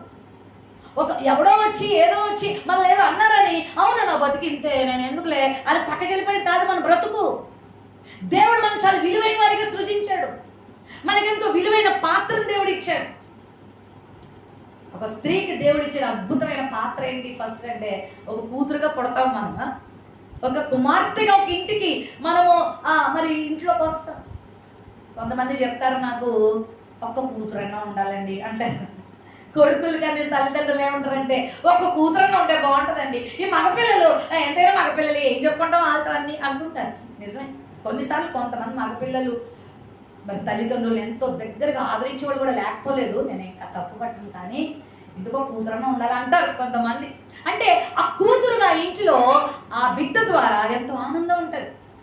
కానీ కొంతమంది కూతురులు ఆ ఇంటికి ఆనందాన్ని కలిగించాల్సింది పోయి పరువు తీసేసే విధంగా, ఆ కుటుంబాన్ని బాధ పెట్టే విధంగా కూడా వాళ్ళ బిహేవియర్ ద్వారా మరి చేస్తూ ఉంటారు. ఆ తర్వాత పెళ్లి చేస్తే ఒక భార్య పాత్ర వస్తుంది, ఒక రోల్, ఒక భార్య పాత్ర. ఒక భార్య అంటే ఎంత ఉన్నతమైన స్థానం అండి అది. బైబిల్లో భార్యల గురించి చాలా హెచ్చరికలు ఉన్నాయి, చాలా అద్భుతమైన బాధ్యతలు దేవుడు ఇచ్చాడు. గుణవతి అయిన భార్య దొరుకుట అరుదు, అట్టది ముత్యం కన్నా విలువ కలిగిన జ్యువెలరీ కన్నా ఉత్తమమైన భార్య విలువైంది. ఒక ఆయన పొరపాటున ఇలా చదివాడంట, గుణవతి అయిన భార్య దొరుకుట అదురు అని చదివాడంట, అరుదు అని చదువు కంగారేసి. నిజంగా కొన్ని కుటుంబాల్లో భార్యలు ఏం చేస్తారు, అదురు కొట్టేస్తాం, భర్తలు కంగారు పడిపోరు, హార్ట్ అటాక్లు వచ్చారు, బ్రెయిన్ స్ట్రోక్లు వచ్చారు, ఆ జీవితాలు సర్వనాశనం అయిపోవాలి, అలా తయారవుతారు చాలా కుటుంబాలు. కానీ గుణవతి అయిన భార్య ఆ 31st చాప్టర్లో మనం ఆ విషయాలని చూస్తాం కదా. ఆమె ఉదయాన్నే చీకటితోనే లేవడం, ఇంటి వారికి ఆహారం సిద్ధం చేయడం, ఇంటి వారికి ఆహారం అంటే ఇడ్లీ దోశ కాదు, ఆత్మీయ ఆహారం, కుటుంబాన్ని చక్కగా పోషించడం, ఆత్మీయంగా నడిపించడం, కృపగల ఉపదేశం చేయటం, ఇలాంటి లక్షణాలే గుణవతి అయిన భార్య లక్షణాలు. ఇలా కట్టిన వాళ్ళు ఈరోజు పిల్లల్ని సమాజానికి శ్రేష్టమైన సేవకులుగా అందించారు, శ్రేష్టమైన వ్యక్తులుగా సమాజానికి అందించారండి. తల్లులే సూజన్ వెస్లీ అని ఒక ఆమె ఉన్నారు, ఇప్పుడు లేరు, ప్రభు దగ్గరికి వెళ్ళిపోయారు ఇంగ్లాండ్ దేశంలో. ఆమె కంట 19 మంది జన్మనిచ్చింది, కానీ 19 మంది బ్రతకలేదు, కొంతమంది చనిపోయారు. కానీ అందులో 2 దైవజనులు ప్రపంచాన్ని ఒక ఊపు వేశారు. అందులో ఒక John Wesley and then Charles Wesley. Charles Wesley పాట పాడితే ఎక్కడైనా కన్నీరుగా చేరవలసిందే, అంత ఆత్మ నింపుదలతో పాటలు పాడేవాడు. తనకు తాను ఓన్ లిరిక్స్ ఆయన కంపోజ్ చేసి పాటలు పాడుతుండే ఇంగ్లీష్లో. ఆ ప్రపంచంలో ఈ రోజుకి ఆయన పాటలు పాడబడుతూనే ఉన్నాయి, అనేక భాషల్లో తర్జుమా చేయబడి. ఆ తర్వాత జాన్ వెస్లీ, ఆయన కనీసం రోజుకి 3 ప్రసంగాలన్నా చేయకపోతే నిద్రపోయేవాడు కాదట. బ్రతికిన కాళ్ళలో 80 సంవత్సరాల పైన బ్రతికాడు ఆయన. కొన్ని లక్షల మందిని ప్రభావితం చేశాడు. ఆ రోజులు ఇంకా సోషల్ మీడియా లేదు, టీవీలు లేవు, ఏమీ లేవు. అలాంటి రోజులను కొన్ని లక్షల మందిని ప్రభుత్వం తీసుకొచ్చాడు జాన్ వెస్లీ. ఒక చిన్న సామాన్యమైన కుటుంబంలో పుట్టారు వాళ్ళిద్దరు. 19 మంది పిల్లలంటే ఒక్క గదిలో ఉండేవారంట అందరూ. ఆ తల్లి వాళ్ళకి చిన్న వయసు నుంచే భయభక్తులు నేర్పింది, ప్రార్థన నేర్పింది, దేవుని విలువలు నేర్పింది. ఈరోజు గొప్ప దేవుని సేవకులుగా చేయగలిగింది. అలాంటి స్త్రీలుగా మనం జీవితాలు కూడా ఉండాలని దేవుని ఆశ. మనం ఏదో ఇంత పొడుగు చదువులు చదివేసి మన పేరు అనకాల ఇంత పొడుగు డిగ్రీలు చదివేస్తున్నంత మాత్రాన దేవుడు బేష్ వండర్ఫుల్ అనడు. దేవుడు కోరేది, నీ నుండి నా నుండి ఆశించేది, దేవుడు నిన్ను ఉంచాలనుకున్నది ఒక ఉన్నతమైన స్థానం. ఆ స్థానం కొరకు నువ్వు సిద్ధంగా ఉన్నావా? ఆ స్థానం ఎలా వస్తుంది అని అంటే నీ భౌతికపరమైన అందం కాదు, నీ మేకప్లు కాదు, నీ పట్టు చీరలు కాదు, నీ జ్యువెలరీ కాదు. అది ఎలా తెలుసా? నెంబర్ 1, ఆ వచనంలో మీరు ఎక్కడికి వెళ్ళక్కర్లేదు, అక్కడే ఉండండి. ఆ వచనంలో పరిశుద్ధమైన స్త్రీలు అనే మాట చూస్తాం. ఏ స్త్రీలు? దేవుడు కోరేది ఎవరిని? పరిశుద్ధమైన స్త్రీలు. పరిశుద్ధమైన, ఎక్కడికైనా వెళ్ళామనుకోండి మంచి నీళ్ళు ఇవ్వండి అంటాం కదా, మంచి బట్టలు షాపింగ్కి వెళ్ళామనుకోండి ఏమంటాం? మరి ఎంత మంచి చూపిస్తారు, ఇంకా మంచి తీసుకురా, ఇంకా మంచి చేయి అంటాం. అంటే జీవితంలో అంతా నువ్వు మంచిదే కోరుతున్నప్పుడు అంతా సృజించిన దేవుడు కూడా నీలో మంచినే కోరుతున్నాడు. ఆయన ఏం లేదు, గొప్పగా ఏం కోరుకోవట్లేదే, మంచి. అదే పరిశుద్ధత. స్త్రీకి ఉండవలసిన గొప్ప అలంకరణ ఏంటంటే పైన 3వ వచనంలో పేతురు గారు ప్రస్తావిస్తాడు. ఆ కాలంలో కూడా ఉన్నట్టున్నారు ఎలాంటి వాళ్ళు ఏంటంటే జడలల్లుకోవడము, బంగారు నగలు పెట్టుకోవడము, వెళ్ళగల వస్త్రములు ధరించుకోనుట అనే వెలుపటి అలంకరణ కాదు. నీకు అలంకరణ ఏ అలంకరణ ఉండాలంటే సాధుత్వము, మృదుత్వం అనే గుణం అనే అక్షయ అలంకరణ. అదే పరిశుద్ధ అలంకరణ. మనం 96వ కీర్తనలోకి వెళ్తే అక్కడ ఉంటది పరిశుద్ధత్వ. 96 Psalm 96 and verse 9లో పరిశుద్ధ అలంకారాలు ధరించుకొని ఆయనకు నమస్కారం చేద్దాము అనే మాట మనం చూస్తాం. చూడండి 96 Psalm and verse 9 and 9. పరిశుద్ధ అలంకారములు ధరించుకొని యెహోవాకు నమస్కారం చేయండి. దేవుడు కోరేది ఏంటంటే పరిశుద్ధ అలంకారం. ఈ రోజుల అలంకారాల గురించి మాట్లాడాల్సి వస్తే మన నాకంటే ఎక్కువ మీరే చెప్తారేమో, ఎందుకంటే నాకు తెలియదు అంత అలంకారంలో. తల నుండి కాలు గోడు వరకు అలంకరణ ఉండాల్సిందే. ఇప్పుడు చిన్న చిన్న పిల్లలు కూడా, LKG పిల్లలు కూడా ఈ అమెజాన్ బిజీ అయిపోతుందంట. బ్లింకిట్లు ఇవన్నీ కూడా ఎందుకంటే ఆర్డర్ పెట్టడం, రప్పించేయడం. ఫ్యాషన్, అలంకరణ ఫ్యాషనబుల్గా ఉండాలి, అవి ధరించాలి, ఇవి ధరించాలని బైబిల్ చెప్తుంది. భౌతికపరమైన అలంకరణ అంటే పరిశుభ్రతను ప్రభు ఏమి తప్పు పట్టట్లేదు. పరిశుభ్రంగా ఉండాలి, నీట్గా ఉండాలి, చక్కగా ఉన్నంతలో మరి డిగ్నిఫైడ్గా ఉంది. కానీ వ్యర్థమైన అలంకరణల కొరకు ప్రాకులాడడం దేవునికి ఇష్టం కాదు. ఇందులో క్రైస్తవులు అనబడిన వారు కూడా, మన అన్యులు అనుకోండి, వాళ్ళకి తెలీదు, క్రైస్తవులలో కూడా ఈ అలంకరణ మీద ఎక్కువ మోజు. సాధుత్వము, మృదుత్వం అనే గుణం అదే గుణం, క్యారెక్టర్, ఆ పరిశుద్ధత అనేటువంటిదే దేవుడు కోరుతున్న అలంకరణ. నువ్వు ఎన్ని ధరించుకున్నా పరిశుద్ధత అలంకరణ లేకపోతే జీరో. దేవుని ముందు నువ్వు ఎందుకు పనికిరావు, వేస్ట్ పార్టికల్గా మిగిలిపోతామా మీ లోకంలో. ఎందుకు పుట్టామా, ఎందుకు చచ్చిపోయామా అని కొంతమంది గురించి అంటారు కదా, అలాంటి బ్యాచ్లో మనం వెళ్ళిపోతాం. అందుకోసం దేవుడు నిన్ను నన్ను స్త్రీగా చేయలే, మనల్ని ఒక ప్రాముఖ్యమైన ఉద్దేశంతో లోకానికి పంపించాడు. ప్రియులారా, ఒక ప్రణాళిక నీ మీద దేవునికి ఉంది. ఏమో నీ ద్వారా నీ వీధిని దేవుడు ప్రభావితం చేయాలనుకుంటున్నాడు, నీ ద్వారా నీ బంధు జనాంగాన్ని దేవుడు ప్రభావితం చేయాలనుకుంటున్నాడు, నీ ద్వారా నీ దేశాన్ని ప్రభావితం చేయాలనుకుంటున్నాడు, నీ ద్వారా ఒకవేళ ఈ ల్యాంకోలో సిస్టర్ ఉన్నారు, ఈ ప్రాంతంలో ఈ బిడ్డల ద్వారా దేవుడు ప్రభావితం చేయాలనుకుంటున్నాడు. అది ఆయన ప్రణాళిక. కానీ నువ్వు దాన్ని నెరవేర్చగోరుతున్నావా? అది నీ జీవితంలో నువ్వు నెరవేర్చాలనుకుంటే నీలో ఆయన చూసేది ఏంటంటే పరిశుద్ధత. ఎందుకంటే మన దేవుడు కూడా పరిశుద్ధుడే. 1 Peter చాప్టర్, ఆ మాట పేతురు గారు కూడా చెప్పారు. 1 Peter చాప్టర్ 1 and verse 14లో be holy because I'm holy. మీరు పరిశుద్ధంగా ఉండండి, నేను కూడా పరిశుద్ధుడే. నేను పరిశుద్ధునే, నాలో పాపం ఎంత వెతికినా మీకు దొరకదు. మనలో పరిశుద్ధత ఉండాలండి. స్త్రీలు లోపము లేని వారిగా ఉండాలి. స్త్రీల మాటల్లో పరిశుద్ధత కనబడాలి, స్త్రీల చూపుల్లో పరిశుద్ధత కనబడాలి, స్త్రీల నడకలో, పడకలో, అన్నిట్లో పరిశుద్ధత కనబడాలి. ఏది ఈ రోజులో పరిశుద్ధత? పైకి చక్కగా కుందనపు బొమ్మగా కనబడతారు, నోరిప్పిందంటే అన్ని బూతులే, నోరిప్పిందంటే అన్ని చెడ్డ మాటలే, నోరిప్పిందంటే అన్ని సరసోక్తులే, నోరిప్పిందంటే అన్ని సినిమా డైలాగులే, నోరిప్పిందంటే పరిశుద్ధమైన దేవుని వాక్యం వస్తుందా? డౌట్. వాళ్ళ గురించి వీళ్ళ గురించిన సరసోక్తులు, పోకిరి మాటలు. బైబిల్లో చాలా విషయాలు ఉన్నాయి, చూపించే సమయం కాదు. నోరు మంచిదైతే ఊరు మంచిదంటారు కదా. తన నోరును కాపాడుకునేవాడు తన్ను భద్రం చేసుకుని అన్నాడు వాక్యంలో. నోరు పరిశుద్ధంగా ఉండాలా, తినేవి పరిశుద్ధంగా ఉండాలా, మాట్లాడేవి పరిశుద్ధంగా ఉండాలా, కళ్ళు పరిశుద్ధంగా ఉండాలి. ఈ దేహము దేవుని వలన మనకు అనుగ్రహింపబడి మనలో ఉన్న పరిశుద్ధాత్మకు ఆలయంగా ఉందట. ఇది ఎవరి ఆలయం అంట చెప్పండి? దేవుడు మనం కట్టిన ఆలయాల్లో కాదు నివసించేది, తాను కట్టుకున్న ఆలయమైన మనలో ఆయన ఉంటాడంట. మరి ఈ ఆలయం ఎలా ఉండాలా?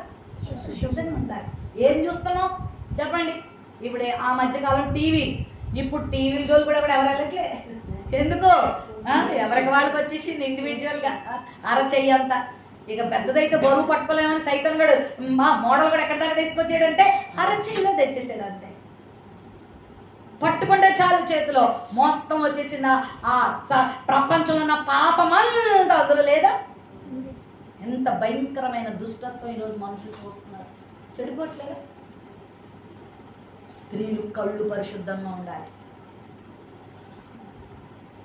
119వ కీర్తన 37వ వచనం అంటాడు, వ్యర్థమైనవి చూడకుండా నా కన్నులు పవిత్రపరచు, నా కన్నులు త్రిప్పివే ప్రభు అంటాడు భక్తుడు. 119వ కీర్తన 18వ వచనంలో ఏమంటాడంటే వ్యర్థమైనవి చూడకుండా కన్నులు తిప్పే అన్నాడు. ఇప్పుడు ఆ కన్నులు ఎలా వాడంటే నీ ధర్మశాస్త్రములోని ఆశ్చర్యకరమైన సంగతులు చూసినట్లు open my eyes to see the wonderful things in your law. నీ వాక్యములో ఉన్న శ్రేష్టమైన సంగతులు చూచేట నాకు కన్నులు, వాక్యము చదవడానికి మన కన్నులు తెరవబడాలి. నేను మొన్న యూట్యూబ్లో ఒక వీడియో చూస్తున్నాను, ఆయన పేరు విలియం మ్యాక్ఫోర్డ్ అంట. ఆయన కళ్ళ ముందు ఒక డైనమైట్ పేలిపోవడంతో అనుకోకుండా ఇప్పుడు ఇరాన్ ఆ ప్రాంతాల యుద్ధాలు జరుగుతున్నాయి కదా, గల్ఫ్లో కూడా అనుకోకుండా బాంబ్స్ పడిపోతున్నాయి. ఎంతమంది కళ్ళు పోతున్నాయో చేతులు పోతున్నాయో మనకు తెలియదు, అది లెక్కలో రావట్లేదు. ఎంతమంది చనిపోతున్నారో కూడా తెలియట్లేదు. ఇప్పుడు మనం యుద్ధం ఆపాలని మనం ప్రార్థన చేయాలి. అయితే అలాగొక యుద్ధం జరుగుతున్నప్పుడు ఈ బ్రదర్ కూడా కళ్ళు పోయినాయి, చేతులు మరి స్పర్శను కోల్పోయినాయి, కాళ్ళు కూడా డ్యామేజ్ అయిపోయినాయి, మరి కళ్ళు కనబడట్లేదు. అలాంటి టైంలో ఆయనకి దేవుడి వాక్యం అంటే చాలా ఇష్టం అంట, చదివేవాడట రోజు. మరి ఇప్పుడు ఎలా చదువుతాడు, కళ్ళు పోయినాయి కదా. అయితే బ్రెయిలీ లిపి అప్పట్లో వచ్చేసింది. బ్రెయిలీ ఆ లిపితో స్టార్ట్ చేద్దాం అంటే ఈ ఫింగర్స్ కూడా స్పర్శను కోల్పోయినాయట. ఇప్పుడు ఫింగర్స్ కూడా పని చేయట్లేదు. మరి ఎలా చదవాలి బైబిల్? అదే చేసి మనకు వస్తే అసలు బైబిల్ జోలికి వస్తాము మనం. అసలు అన్నీ బాగుంటేనే చదవట్లేదే మనం, బైబిల్ జోలికి అసలు రావట్లేదయ్యా మనం. బోరు మనకి, టైం వేస్ట్ మనకి. ఆయన ఏం చేశాడు తెలుసా, పెదవులతో స్టార్ట్ చేశాడట, లిప్స్తో.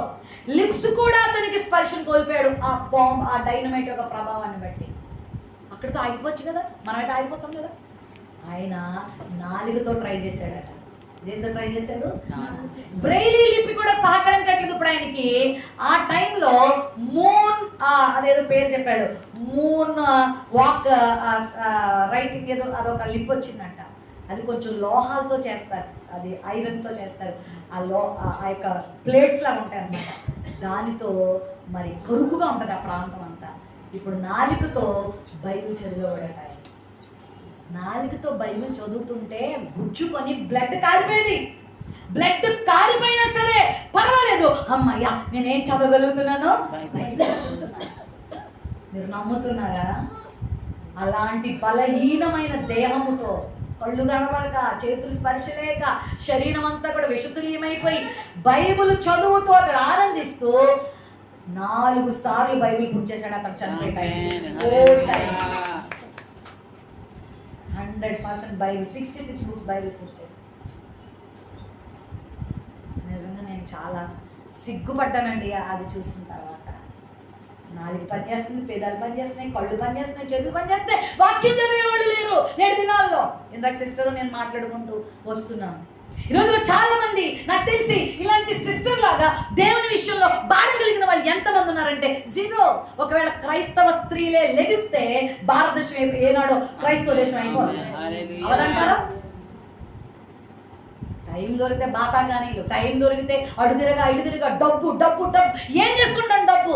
ఈ రోజు అంత డబ్బు సంపాదించారు. నాకు దుబాయ్లో మన క్రైస్తవర్షిప్ సెంటర్ పెట్టారు డాక్టర్ జాన్వేస్లీ గారు. నేను ఫోన్ చేసి అడుగుతున్నా, బ్రదర్ ఎలా ఉన్నాను మీరు అంటే, ఎలా ఉన్నాం అక్క, బిక్కుమంటూ ఉన్నాం.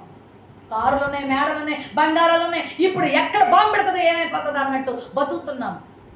పర్మిషన్ ఇస్తే ఇండియా వచ్చేద్దామని చూస్తున్నాం. ఒకవేళ ఇండియా వచ్చామనుకో అన్ని వదులుకుని వచ్చేద్దాం. ఇన్ని సంవత్సరాలు ఇల్లు కట్టుకున్నాం, కార్లు కొనుక్కున్నాం, అన్ని సంపాదించుకున్నాం, మంచి ఉద్యోగం సంపాదించుకున్నాం. ఒక్కసారి మేము వదిలి వచ్చామంటే ఇంక మేము బెకారోళ్ళు అయిపోయినట్టు. ఇంక మళ్ళీ మాకు ఎవరు అవి, అందుకే వెయిట్ చేస్తున్నాం వాళ్ళు ఏమైనా పంపిస్తే వద్దాం అన్నట్టు. ఏంటి ఈ లోకల్లో మనుషులు సంపాదించుకునేది? నీ కళ్ళతో ధర్మశాస్త్రం చదువుతున్నా, నీ ధర్మశాస్త్రము నాకెంతో నెమ్మది కలిగించుచున్నది అంటాడు 119, 160 కీర్తనలో. తూలి తొట్టులకు కారణమే లేదు. ధర్మశాస్త్రం గురించి చెప్పాలంటే మళ్ళీ సాయంత్రం అయిపోద్ది. అన్నీ చెప్పాలంటే మొదటి కీర్తన చాలు మనకి. నీ ధర్మశాస్త్రమునందు ఆనందించుచు ధన్యులు. అతడు ఎలా ఉంటాడు? నాటబడిన వాడై ఈ ధ్యానం లేకనే ఇప్పుడు ఏ ధ్యానాలు వచ్చినాయి? ఇప్పుడు ఏదేదో పరధ్యానం. ఇక్కడ ఉంటామే కానీ ఏదేదో ఆలోచిస్తూ ఉంటారు కొంతమంది. దేవ ధ్యానం ఉండదు, వాక్య ధ్యానం ఉండదు. మా అత్తగారు ఎలా అంది, మా కోడలు ఎలా అంది, నా భర్త అలా అన్నాడు, పలానా సినిమా, పలానా సీరియల్, పలానా శారీ, పలానా జ్యువెలరీ, పలానా ఇల్లు, పలానా ఆస్తులు, వీటి గురించి ఆలోచన తప్ప వాక్యాన్ని ధ్యానించే వాళ్ళు ఉన్నారా? వాక్యములు ధ్యానించేవాడు ధన్యుడు. నీటి కాలు ఎవరు నాటబడి చెట్టు వలె పచ్చగా ఉంటారు. హల్లెలూయా. అతడు చేయనంతయో సఫలమగును. అలాంటి జీవితాలు నేను అంటాను తాడి చెట్టు కంటే ఎత్తుగా, ఖర్జూర వృక్షాల కంటే ఎత్తుగా ఏం చేస్తాం? మనం ఫలిస్తాం, అభివృద్ధి చెందుతాం. మన చేతులు పరిశుద్ధంగా ఉండాలి, నడక పరిశుద్ధంగా ఉండాలి, పడక పరిశుద్ధంగా ఉండాలి, ఆలోచనలు పరిశుద్ధంగా ఉండాలి. దేవుడు కోరేది పరిశుద్ధతే. మరి ఆ పరిశుద్ధతను ఇవ్వడానికే కదా ఆయన ఈ లోకానికి వచ్చాడు. యేసుప్రభు లోకానికి ఎందుకు వచ్చాడు? మతాలు స్థాపించడానికి రాలేదు, కులాలు విడగొట్టడానికి రాలేదు. ఇదిగో పాపులను రక్షించుటకు క్రీస్తు లోకానికి. పాపముతో జన్మ కర్మ పాపాలతో పడున్న మానవుల్ని ఎవరు రక్షిస్తారు? రక్షించడానికి వచ్చిన వాళ్ళు కూడా అదే పాపంలో పడిపోయిన వాళ్ళు ఉన్నారు. ఎవరు తమను రక్షించుకోలేకపోతున్నారు. ఒక నదిలో పడిపోతున్న వ్యక్తికి డబ్బిస్తే బతికేస్తాడా బయటికి? వాడికి చెయ్యందించేవాళ్ళు కావాలి. ఇదిగో తీసుకోరా ₹1,00,000 అంటే వాడు బయటకు రాడు. ఒక అగ్నిలో కాలిపోతున్న వ్యక్తి నాకు పొట్టచెరులు తండి అని అడగదు. ఏమంటది? వచ్చి రక్షించండి అమ్మ అంటది. లోకానికి కావాల్సిన రక్షకుడు యేసుప్రభు. అందుకే వచ్చాడు. చాలా మంది యేసుప్రభుని అపార్థం చేసుకుంటున్నారు నేటి దినాలు. అపార్థం చేసుకోవడమే కాదు, నోరుంది కదా ఇష్టం మాట్లాడుతున్నారు. 3 మేకులు పీక్కోలేనో దేవుడా. ఎందుకు పీక్కోలేదో తెలిస్తే అర్థమవుతుంది ఆయన గొప్పతనం ఏంటో. ఆయన పీక్కుంటే నువ్వెక్కలది. ఎందుకంటే పాపం వల్ల వచ్చే జీతము ఆ శిక్ష నువ్వు నేను అనుభవించాలా. మనుషులు అన్న వాళ్ళు అందరూ అనుభవించాలి. ఆ శిక్ష నుండి మనల్ని తప్పించడానికి తాను శిక్ష వేయించుకున్నాడు కావాలని. రాబోతుంది గుడ్ ఫ్రైడే, ఈస్టర్ కదా. ఈ ప్రపంచంలో ఏ దేశానికి మీరు వెళ్ళినా ఏ ఫ్రైడేని గుడ్ ఫ్రైడే అనరు. యేసుప్రభు మరణించిన ఫ్రైడేని గుడ్ ఫ్రైడే అంటారు. అక్కడే అర్థమవుతుంది యేసుప్రభు ఎవరు. ఇక్కడే కళ్ళు తెరవాలి. 52 శుక్రవారాలు ఉంటాయి. ఒక్క శుక్రవారం కూడా ఎక్కడ సెలవు ఉండదు. ఈ గుడ్ ఫ్రైడేలో శుక్రవారం సెలవు ఉంటుంది. ఎందుకు?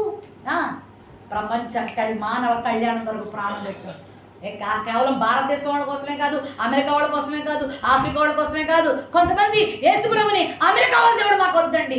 అమెరికా వాళ్ళు టెక్నాలజీ కావాలి, అమెరికా వాళ్ళు ఫోన్లు కావాలి, అమెరికా వాళ్ళు కనిపెట్టిన విమానాలు ఎక్కాలి, అమెరికా వాళ్ళు కనిపెట్టిన ట్రైన్లు ఎక్కాలి, అమెరికా వాళ్ళు కనిపెట్టిన చదువులు కావాలి.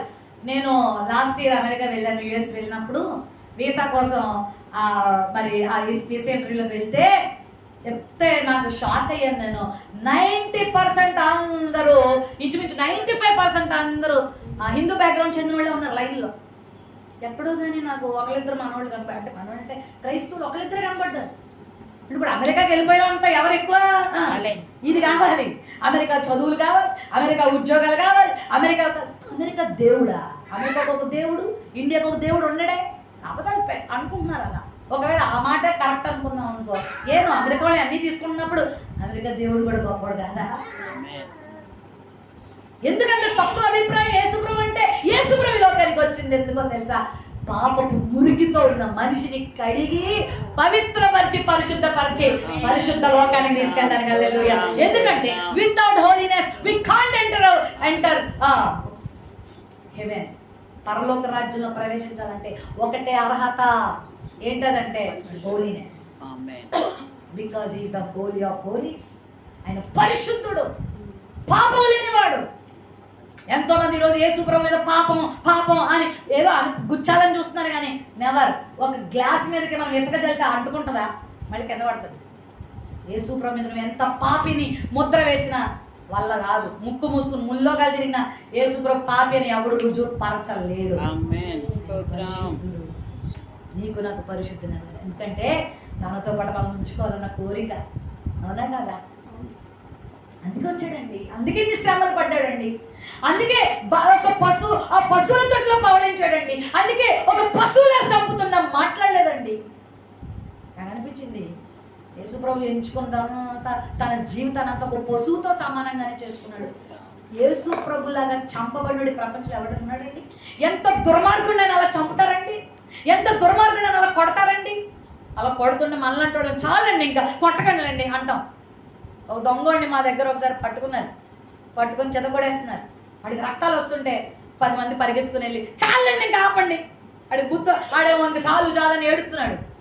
పోలే నీకు బుద్ధి వచ్చి ఆపిచ్చాం మేము. ఎందుకంటే మన మామూలు వాళ్ళం దొంగోని కొడుతున్నా తట్టుకోలేము. అలాంటిది యేసుప్రభు ఏం తప్పు చేశాడని అంతకు హింసించారు. ఇదంతా ఎందుకంటే సర్వపాప పరిహారం రక్త ప్రోక్షణ ఆవశ్యకం, తద్రక్తం పరమాత్మైన పుణ్యదాన బల్యాగం అని మా పూర్వీకులు దేవుని నమ్మనప్పుడు ఈ వేదాల్లో చదివి యేసు ప్రభుని గుర్తించుకున్న వాళ్ళు. ఈ లోకానికి రక్షకుడిగా రావాల్సిన వాడు ఏం చేయాలంటే, మనుషులందరూ పాపులైతే ఆ పాపము కొరకు రక్తం చిందించేవాడే దేవుడు. అంటే ఎవరు చిందించాడు అంటే రక్తాన్ని అడిగారు చాలా మంది. మీ గొర్రెలను ఇవ్వండి, మీ కోడిని వేయండి, మీ వేయండి అన్నాడు. కానీ యేసు ప్రభు ఏం అడగలేదు, నేనే ఒక గొర్రెలాగా అయిపోయినా, ఆమేన్. స్తోత్రం. లోక పాపములు మోసుకొని పోవు దేవుని గొర్రె పిల్ల, Lamb of the Lord. దేవుని గొర్రె పిల్లగా ఆయన లోకంలో తన ప్రాణాన్ని పెట్టి. ఎందుకో తెలుసా? నీకు పరిశుద్ధత. ఒక మాట చెప్తాను, నువ్వు చేసే దాన ధర్మాలు, జపతపాలు, కర్మకాండలు, పూజలు, పునస్కారాలు, ఉపవాసాలు, భక్తి కార్యాలు, ప్రార్థనలు, చర్చిలకు వెళ్ళినంత మాత్రాన నువ్వు పరిశుద్ధురాలు అవ్వు. యేసు రక్తము ప్రతి పాపము నుండి మనం పవిత్రంగా చేస్తాడు. యేసు ప్రభు రక్తం వస్తే నీ జన్మ కర్మ పాపాలు తుడిచి పడేస్తాడు. ఇంక నువ్వు పరిశుద్ధురాలు అయినట్టే. ఆమేన్. హల్లెలూయా. మన పూర్వీకులు భక్తి పరులని మన భక్తి పరులు అవ్వం. మన అమ్మ నాన్నలు, నేను ఒకసారి అలాగే అనుకునేదాన్ని, నేను రక్షణ పొందినప్పుడు మా మమ్మీ డాడీ మంచి దైవసామి కదా, నేను కూడా పరిశుద్ధురాలు అనుకున్నాను. కానీ కాదు, ఎవరికి వారిగా యేసుక్రీస్తు రక్తముతో ఏమవ్వాలా? కడగబడి. అయ్యా, రక్షణ పొందడం అంటే ఇదేదో కొండలు ఎక్కడం కొండలు దిగడం కాదండి. నువ్వు ఉన్న చోటన యేసు ప్రభువా, నేను పాపినయ్యా, నా చూపులు పాపంగా ఉన్నాయి, నా మాటలు పాపం, నా క్రియలు పాపం, నన్ను నీ రక్తముతో కడిగి రక్షించు అంటే చాలు. నీ నోటితో యేసు ప్రభువును ఒప్పుకుంటే చాలు, నువ్వు రక్షణ పొందేస్తావు. హల్లెలూయా. యేసు ప్రభు పరిశుద్ధమైన స్త్రీల కొరకు ఎదురు చూస్తున్నాడు. మీలో పరిశుద్ధత ఉందా? మరి ఒక్కసారి యేసు రక్తంతో కడగబడిన తర్వాత మన పిలుపు వరకు, యేసు ప్రభు రాకడ వరకు మన పరిశుద్ధతను ఏం చేయాలా? కాపాడుకోవాలి. ఒక వస్త్రాన్ని ఎలా కాపాడుకుంటాం, ఒక వస్తువుని ఎలా కాపాడుకుంటాం, అలా నీ పరిశుద్ధతను, నీ రక్షణను ఏం చేయాలా? వ్యర్థమైన అమ్మో నేను దేవుని పెట్టాను, ఇట్లా మాట్లాడకూడదు, నేను ఇలా ఉండకూడదు అని ఈ లోకంలో మనం ఏం చేయాలి? కాపాడుకోవాలి. రెండో మాట చెప్తాను, అక్కడే ఉంది. ఇంకొక స్త్రీలు కనబడుతున్నారు. వాళ్ళు ఎవరంటే లోబడే స్త్రీలు. చెప్పండి, ఎవరన్నా? రెండు బళ్ళు ఉన్నాయి ప్రపంచంలో. ఏంటవి? ఇందాక సిస్టర్ ఏదో పేరు చెప్పారు, వాళ్ళ అమ్మాయిని చాలా కాస్ట్లీ స్కూల్లో. చాలా స్కూల్స్ ఉన్నాయి కదా, మా పిల్లల్ని కూడా ఏదో ఒక స్కూల్లో చదివిస్తున్నాం. ఆఫ్రెంజ్ స్కూల్ అని, మెరిడియన్ స్కూల్స్ అని ఏముంటాయి కదా. కానీ బైబిల్ భాషలో రెండు బళ్ళు ఉన్నాయి. ఒకటి లోబడి, రెండోది తిరగబడి. చెప్పండి, లోబడి తిరగబడి. ఈరోజు చాలా మంది లోబడే స్కూల్లో, లోబడిలో లేరు. ఎక్కడున్నారు? అవిధేయులుగా. కానీ స్త్రీలు ఎలా ఉండాలా? లోబడాలా. లోబడితే అలంకరణ. లోబడడం అంటే ఎవరికి లోబడాలి? మొదటగా దేవునికి లోబడాలి. లోబడట అనగా మీక్నెస్, హంబుల్నెస్ కు సాదృశ్యం. ఏదో సినిమా డైలాగ్ వచ్చిందండి, నేను సినిమాలు చూడను. మా నాన్నగారు అసలు సినిమా వాల్ పోస్టర్ చూడనిచ్చేవారు కాదు. న్యూస్ పేపర్లో కూడా వసుంధర పేపర్ వస్తే దాచిపెట్టి పక్కన పడేసేవారు, అసలు చూడనిచ్చేవారు కాదు. తెలియదు నాకు సినిమాల గురించి. అని దొంగచాటగా మా ఫ్రెండ్స్లో ఆలోచన చెప్తే టీవీలో వచ్చినప్పుడు అప్పుడప్పుడు చూసేదాన్నేమో, కానీ బయటికి వెళ్ళి సినిమాలు తెలియదు. అదేదో డైలాగ్ వచ్చిందంట, తగ్గేదే లేదంట. ఏంటంట? తగ్గేదే లేదంట. అదెవరో ఒక సినిమా, ఒక హీరో అంటాడంట. ఈరోజు ప్రపంచం అంతా ఈ తగ్గేదే లేదు అన్న దాని మీద నడుస్తుంది. అని వాక్యం నువ్వు తగ్గాలి అని చెప్తుంది. వాక్యం ఏం చెప్తుందంటే, తన్ను తాను తగ్గించుకునేవాడు హెచ్చించుకునేవాడు. మీరు ఒక వచనం చూపిస్తాను. మొదటి పేతురు పత్రిక, పేతురు గారు చెప్పాడు ఈ విషయం కూడా. పేతురు పత్రిక 5:5, 1 Peter chapter 5 and verse 5. 1 Peter 5 and verse 5. చిన్నలారా మీరు పెద్దలకు లోబడండి, మీరందరూ ఎదుటివాని ఎడల దీన మనస్సు వస్త్రాన్ని ధరించుకోండి, మిమ్మల్ని మీరు అలంకరించి. ఇది అలంకరణ. ఏ అలంకరణ అంటే దీన మనస్సు. ముందేమో చిన్నలారా పెద్దలు లోబడండి అన్నాడు. ఇంకా పెద్దవాళ్ళు అందరూ డామినేట్ చేస్తుంటారు చిన్నవాళ్ళని కదా. చిన్నదానం లోబడి బైబిల్ కూడా చెప్పిందంట. అప్పుడు రెండో లైన్లో మీరందరూ అన్నాడు.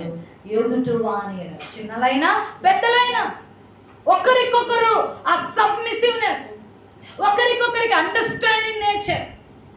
నేను ఎంత అంటే అంతే అంతే. కొంతమంది మోనార్కిజం ఉంటారు ఇళ్లల్లో, ఆఫీసులలో, బయట. నో, మన ప్రభువు సర్వశక్తిమంతుడు, సర్వ సృష్టికర్త అయినప్పటికీ దాసుని స్వరూపాన్ని ధరించి లోకానికి వచ్చాడా లేదా? శిష్యుల పాదాలు కడిగాడా లేదా? తన ఎదుటికి వచ్చిన వాళ్ళందరి ముందు తగ్గించుకొని జీవించాడా లేదా?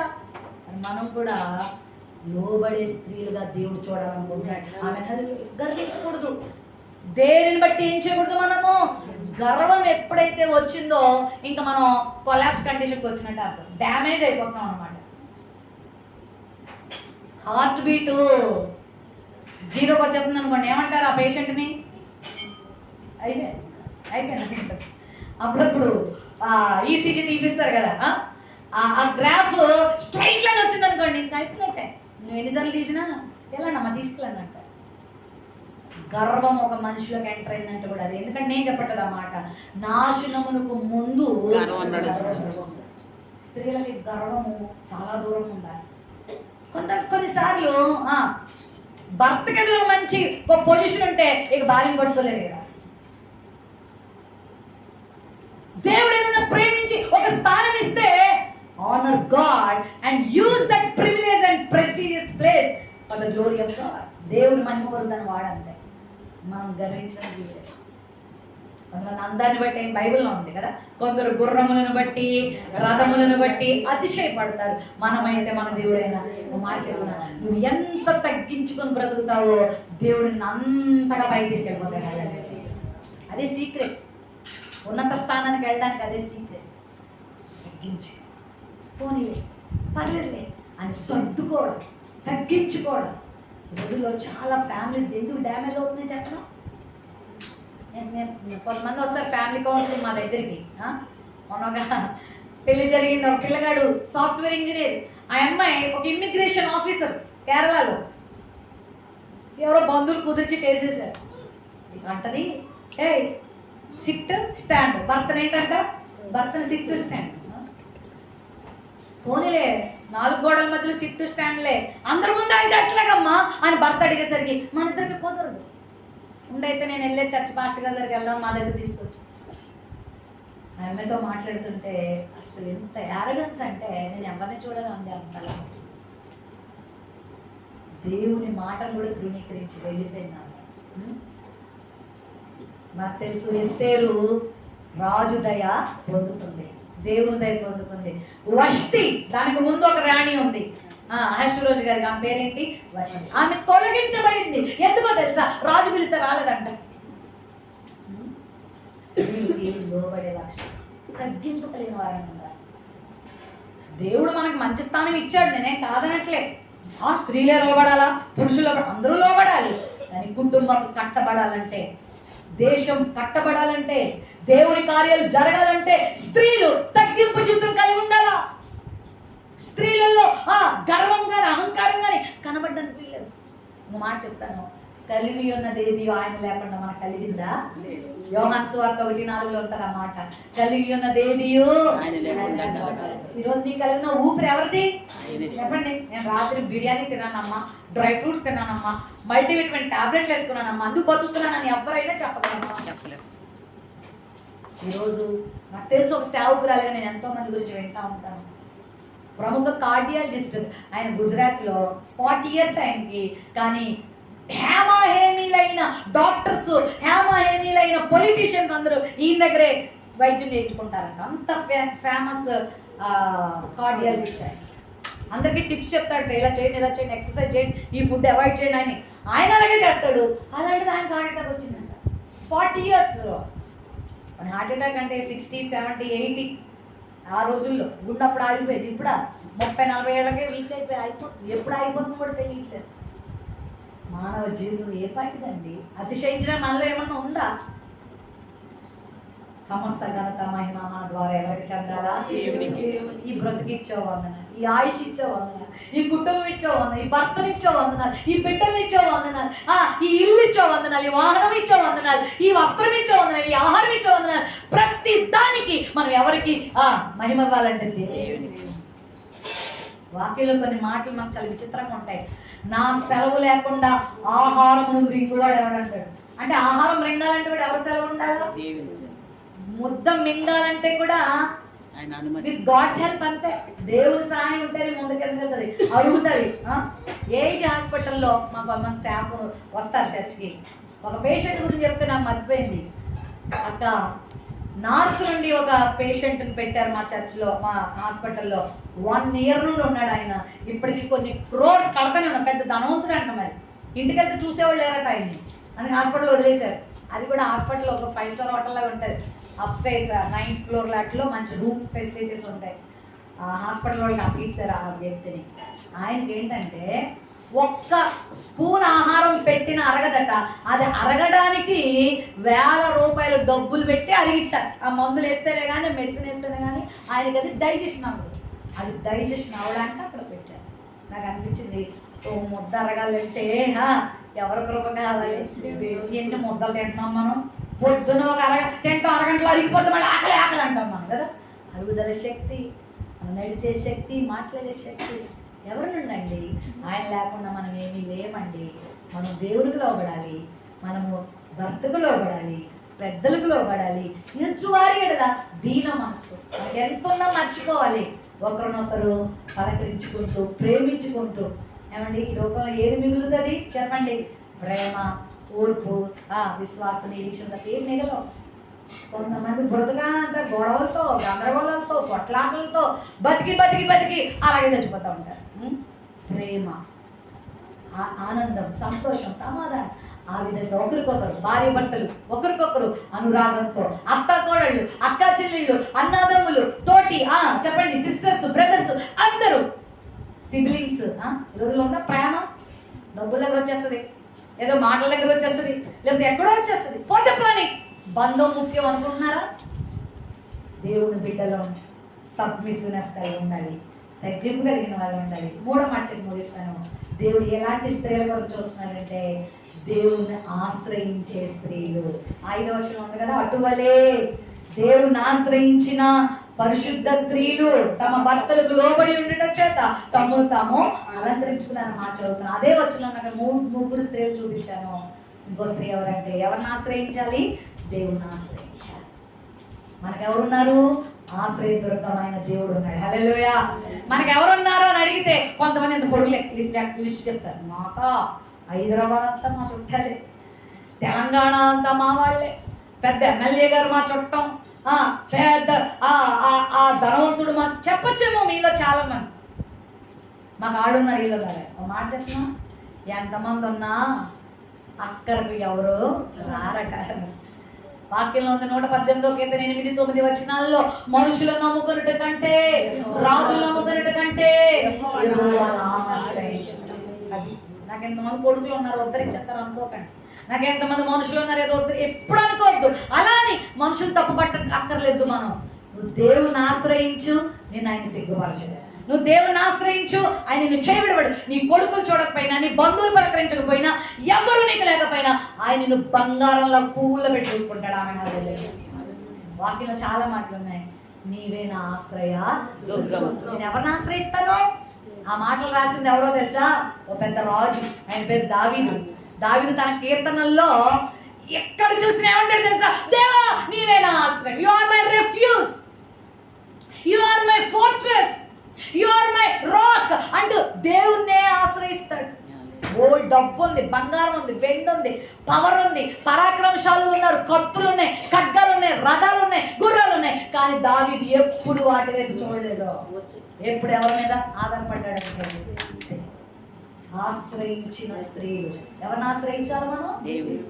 పుట్టింటోళ్ళని, అత్తింటోళ్ళని, పక్కింటోళ్ళని, పొరిగింటోళ్ళని, వీళ్ళని కాదు. దేవా నీవేనా. కష్టం వచ్చిందా? రా ప్రభు దగ్గరికి రా. కృంగుదల వచ్చిందా? రా ప్రభు దగ్గరికి. వ్యాధి వచ్చిందా? ప్రభు దగ్గరికి రా. సమస్య వచ్చిందా? ప్రభు దగ్గరికి రా. సుఖం ఉందా? ప్రభు దగ్గరికి రా.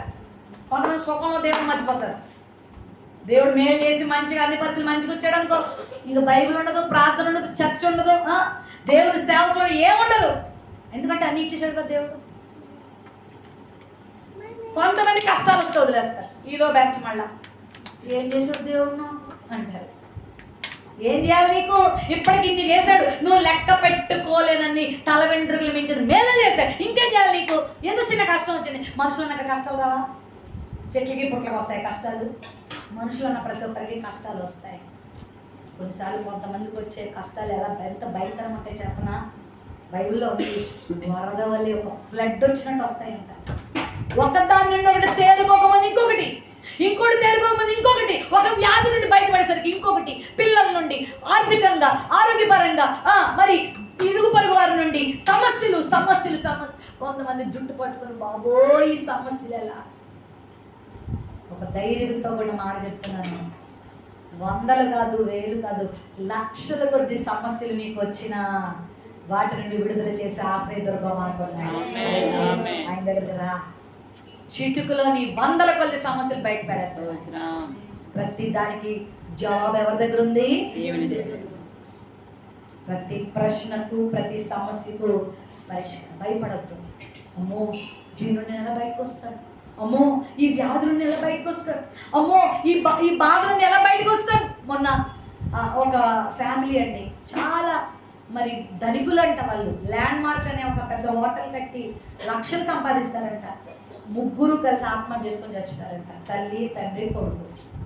ఆ బంధువులందరూ వచ్చి ఏడుస్తున్నారు, అరే మాకు చెప్పుంటే బాగుండేది కదా, మేము ఎంతోకంటే హెల్ప్ చేసేవాళ్ళం కదా, ఎందుకు ఇలా చేశారు? ఏమో మనుషులు చెప్పుకుంటే ఏమేదో పరుగు పోద్దేమో, మనుషులు చెప్పుకుంటే ఆరుస్తారా తీరుస్తారా, ఎందుకు చచ్చిపోతుంది. నాకు అనిపించింది వీళ్ళకి ఎవరైనా ప్రభువు పరిచయం చూసేస్తే ఎంత బాగున్నా అనిపించింది. ఇలాంటి వాళ్ళు ఎంతమంది ఉన్నారు అని ఈరోజు నా మాట ధైర్యంగా చెప్పగలను. మనుషులు ఎవరికి చెప్పుకోలేనంత బాధపడి నీకు ఉండుండొచ్చు. వీళ్ళు బయటికి చెప్పుకుంటే నీ పరువు తీయబడొచ్చేమో, ఇలాంటి దాన్ని అనొచ్చేమో. అది ఏదైనా నీకు నీ నోటికి దగ్గరగానే కాదు యేసుప్రభు ఉంటా, ఆయన నీ మనసుకు దగ్గర ఉండే దేవుడు. నీ మనసును హత్తుకునే దేవుడు. బైబిల్ ఇలాంటి ఎన్నో అనుభవాలు మనకు తెలుసు.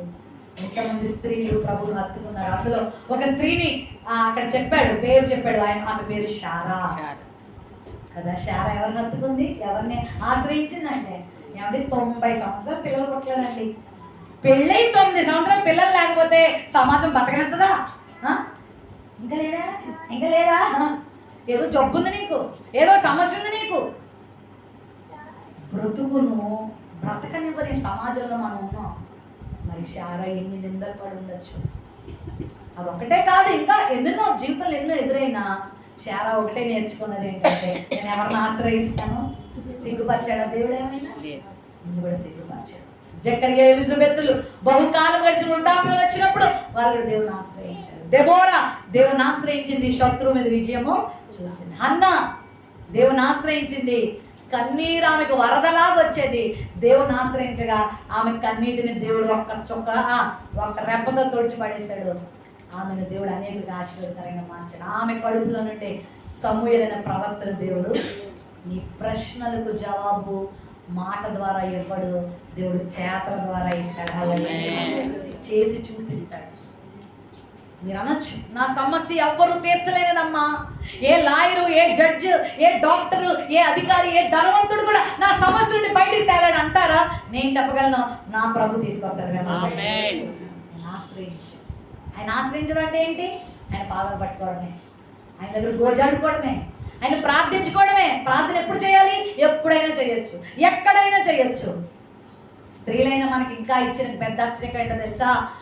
మొదటి జాములు లేచి నీ పసిపిల్లల ప్రాణం కొరకు ఏం చేయి? ప్రార్థన చేయి. రోదనము చేసే స్త్రీలను పిలవండి. మాట చెప్తా వినండి. నువ్వు సంపాదించే డబ్బు కన్నా శ్రేష్టమైనది ఏంటో తెలుసా? నువ్వు సంపాదించుకునే ప్రార్థనా జీవితం. నువ్వు ఎంత ప్రార్థన చేస్తున్నావో అంతగా దీవించబడతావు. నీ పిల్లలకు నువ్వు ఆస్తిపాస్తులు సంపాదించకపోయినా పర్వాలేదు, వాళ్ళ కొరకు ఒక కన్నీటి పొట్టు కార్చు, వాళ్ళ భవిష్యత్తులో అందంగా దేవుడు తీర్చిదిద్దుతాడు. కీడు నుంచి తప్పించబడతాడు, సమస్యల నుంచి తప్పించబడతాడు. ప్రార్థన. నేను 2025లో నుండే ఒక తీర్మానం చేసుకున్నాను. సేవ చాలా బిజీగా ఉంటాను నేను. సంఘ పరిచర్యలు ఉన్నాయి. రాజమండ్రిలో మా సహోదరులు, మా తండ్రి గారి పరిచర్యలు, అప్పుడప్పుడు అక్కడికి వెళ్ళాలి. విజయవాడలో మరి మా ఇంకో సహోదరుడు పరిచర్య ప్రారంభించారు, పాలిమేనల్ గారు, అప్పుడప్పుడు అక్కడికి వెళ్ళాలి. ఇక్కడ మాకు బెరాక పరిచర్యలు చాలా ఉన్నాయి. బయట ఇవాంజలిజం చాలా తిరుగుతూ ఉంటాను. నేను ఒకటే తీర్మానం చేసుకున్నాను, ఎంత సువార్త పరిచర్య చేసినా నాకు, నా కుటుంబానికి, నా సంఘానికి, నా సేవకు ప్రొటెక్షన్ ఇచ్చేది ప్రార్థన. బయటికి వెళ్తానా ఇలా సువార్త చెప్తాను, ఇంట్లో ఉంటానా ప్రేయర్లో ఉంటానా. ఎంత ప్రార్థన నాకు ఇవ్వు ప్రభా. ప్రార్థన ఊట నాకు ఈయన. అనేకుల కొరకు ఏడవాలి, అనేకుల కొరకు ప్రార్థించాలి, అనేక మంది నశించిపోయిన అనేకుల కొరకు మనం ప్రార్థించాలి. ఆ విధంగా మనం దేవుని ఆశ్రయిస్తే మన జీవితాలు అనేక కీడుల నుండి తప్పించబడతాం, వ్యాధుల నుంచి బయటపడతాం, సమస్యల నుంచి బయటపడతాం, దీవెనకరంగా మన జీవితాలు మారుతాయి. చెప్పండి, ఎంతమంది స్త్రీల గురించి విన్నాము అంటే 3. ఒకటి పరిశుద్ధమైన స్త్రీలు, రెండవది లోబడే స్త్రీలు, మూడవది ఆశ్రయించే లేదా ప్రార్థించే స్త్రీ. ఈ స్త్రీలుగా మనం ఉందాం, అసాధ్యాలు సాధ్యం చేసుకుందాం, ఇలా ఉందాం. అనేక వేల స్త్రీలకు మనం ఒక ఇన్స్పిరేషన్ గా మారిపోదాం, అనేకులకు దీవెనకరంగా మనం ఉందాం. రేపొద్దుట మనం ఈ లోకం నుంచి వెళ్ళిపోయినా మన పేరు మాత్రం చెరగదు, ఎందుకంటే మన పేరు విని అనేక మంది బాగుపడిపోతారంట. అలా దేవుడు మన జీవితాన్ని చేస్తాడు. మన మాదిరి జీవితం అనేకులను ప్రభావితం చేస్తుంది. ప్రార్థిద్దాం, ఆయన మీద ఆధారపడదాం, లోబడే మనసు, దీన మనసు తెచ్చుకుందాం, దేవుడు గణపరుద్దాం, గొప్పవారిగా మారిపోదాం. కలవరం చిన్న ప్రార్థన చేసుకున్నాం. చిన్న ప్రార్థన మీ అందరి కొరకు చేసి బ్యోలా గారికి మైండ్ ఇచ్చేస్తారు. చిన్న ప్రార్థన, ఒక్క మాట మీరు చెప్పగలరా ఈరోజు? ప్రభా దేవ, బలహీనుడైన పేతురు ద్వారా ఈరోజు బలమైన కార్యాలు ఎన్నో జరిగించావు. మరి ఇక్కడ ఆ మాటకు వస్తే నేను కూడా బలహీనురాలనే, నాలో కూడా చాలా లోపాలు ఉన్నాయి, నాలో కూడా చాలా బలహీనతలు ఉన్నాయి. కానీ నాయన బలమైన స్త్రీలంగా మీరు మమ్మల్ని చేయాలని ఈరోజు పేతురు ద్వారా మాతో మాట్లాడాం. ఎలాంటి స్త్రీలు దేవునికి అవసరం, ఎలాంటి స్త్రీల కొరకు ఆయన చూస్తున్నాడు, ఎలాంటి స్త్రీలనైనా కొనియాడుతాడు, ఎలాంటి స్త్రీలనైనా హెచ్చిస్తాడు, వాడుకుంటాడు, బలపరుస్తాడు అని అంటే విన్నాం కదా. 3 విషయాలు నాలో కూడా ఆ పరిశుద్ధత ఇవ్వాలని. ఒక మాట ఎవరు పక్కన ఎవరితో చెప్పండి, దేవుడితో చెప్పండి. ప్రభు, నాలో ఎక్కడ పరిశుద్ధతను కోల్పోయాను, నాలో పరిశుద్ధతను ఇవ్వండి నాయన, నన్ను పరిశుద్ధపరచు నాయన. ఒకవేళ ఇక్కడ ఎవరైనా రక్షణ పొందని వారు ఉంటే, యేసు రక్తం చేత కడగబడని వారు ఉంటే, వారు ఇదే మిక్కిలి అనుకూలమైన సమయం. మీ పాపం ఆయన దగ్గర కడుక్కోండి, మిమ్మల్ని పవిత్రపరుస్తారు. ఒకవేళ పరిశుద్ధపరచబడి రక్షణ పొంది కూడా ఒకవేళ లోక నటనలో పడిపోయి, లోక జీవితంలో పడిపోయి ఎక్కడైనా పవిత్రతను పాడు చేసుకుంటున్నారేమో, మాటల్లో, చూపుల్లో, తలపుల్లో, నడకలో, పడకలో. ఈరోజు ఒక ఆపర్చునిటీ ప్రభు ఇస్తున్నాడు. మళ్ళీ నేను సరి చేసుకో. దేవుడు చీపో అనేవాడు కాదు, ఆయన సరిచేసే దేవుడు, నేను కరెక్ట్ చేసే దేవుడు, నేను పరిశుద్ధపరిచే దేవుడు. రెండోది, మనల్ని లోబడి ఉండే స్త్రీల కొరకు దేవుడు చూస్తున్నాడు.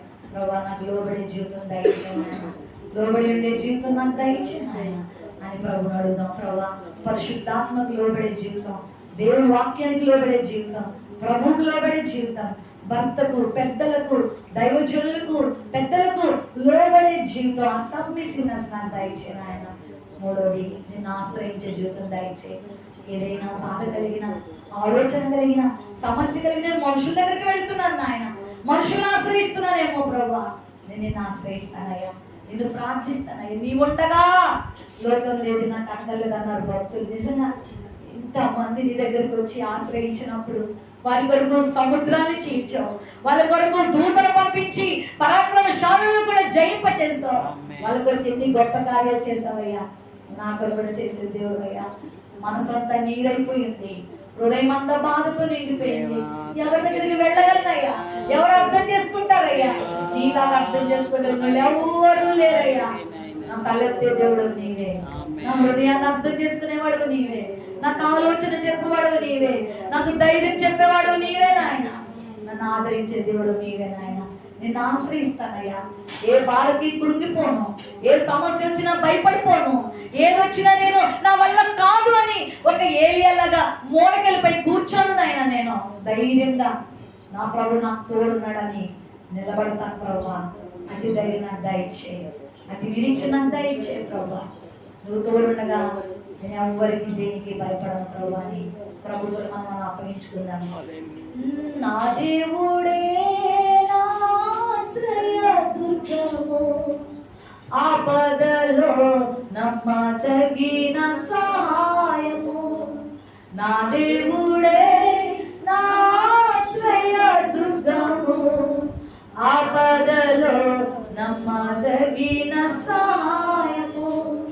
భయమే లేదు, దిగులే లేదు, లోకమేమైనా యేసయ్యుండగా. భయమే లేదు, దిగులే లేదు, లోకమేమైనా యేసయ్యుండగా. నా దేవుడే నా ఆశ్రయ దుర్గము, ఆపదలో నమ్మదగిన సహాయం. తల్లి లేని చోట తల్లి ఆయనే, తండ్రి లేని చోట తండ్రి ఆయనే, భర్త లేని చోట భర్త ఆయనే, అండలేని కొండలేని చోట కొండ అండ దండ తోడు నీడాన్ని ఆయనేనంటే ఆయనను మించిన వారు ఎవరు మనకు లేరు. ఆయన బట్టి ధైర్యంగా ఉందాం. స్త్రీలారా, కుటుంబంలో ఎన్నో సమస్యలు రావచ్చు, జీవితంలో ఎన్నో సమస్యలు రావచ్చు, ఆర్థికంగా ఎన్నోసార్లు సమస్యలు రావచ్చు, కొన్నిసార్లు ఒంటరిగా అయిపోవచ్చు, కొన్నిసార్లు ఎందుకు నా జీవితం అనే ప్రశ్న కూడా నీకు రావచ్చు. కాబట్టి గుర్తుపెట్టుకో, నువ్వు ఆయన ఆశ్రయించడం నేర్చుకుంటే నీ తలెత్తే దేవుడు ఉన్నాడని. 100 సమస్యలు ఒక్కసారి పటాపంచం చేయగలిగిన దేవుడు ఉన్నాడని, నీ కళ్ళ ముందు నేను భయపడుతున్న ఎర్ర సముద్రాలు కూడా చీల్చివేయగలిగిన దేవుడు అని నువ్వెప్పుడు మర్చిపోవద్దు. ఆర్థిక ఇబ్బందులు వచ్చినా, పరిస్థితులు ప్రతికూలతలు వచ్చినా ధైర్యంగా నిలబడి ప్రార్థన చేయి. ప్రభు కొరకు నిలబడు, ఆయన వాక్యాన్ని పట్టుకో, ఆయన సన్నిధిని గట్టిగా పట్టుకో.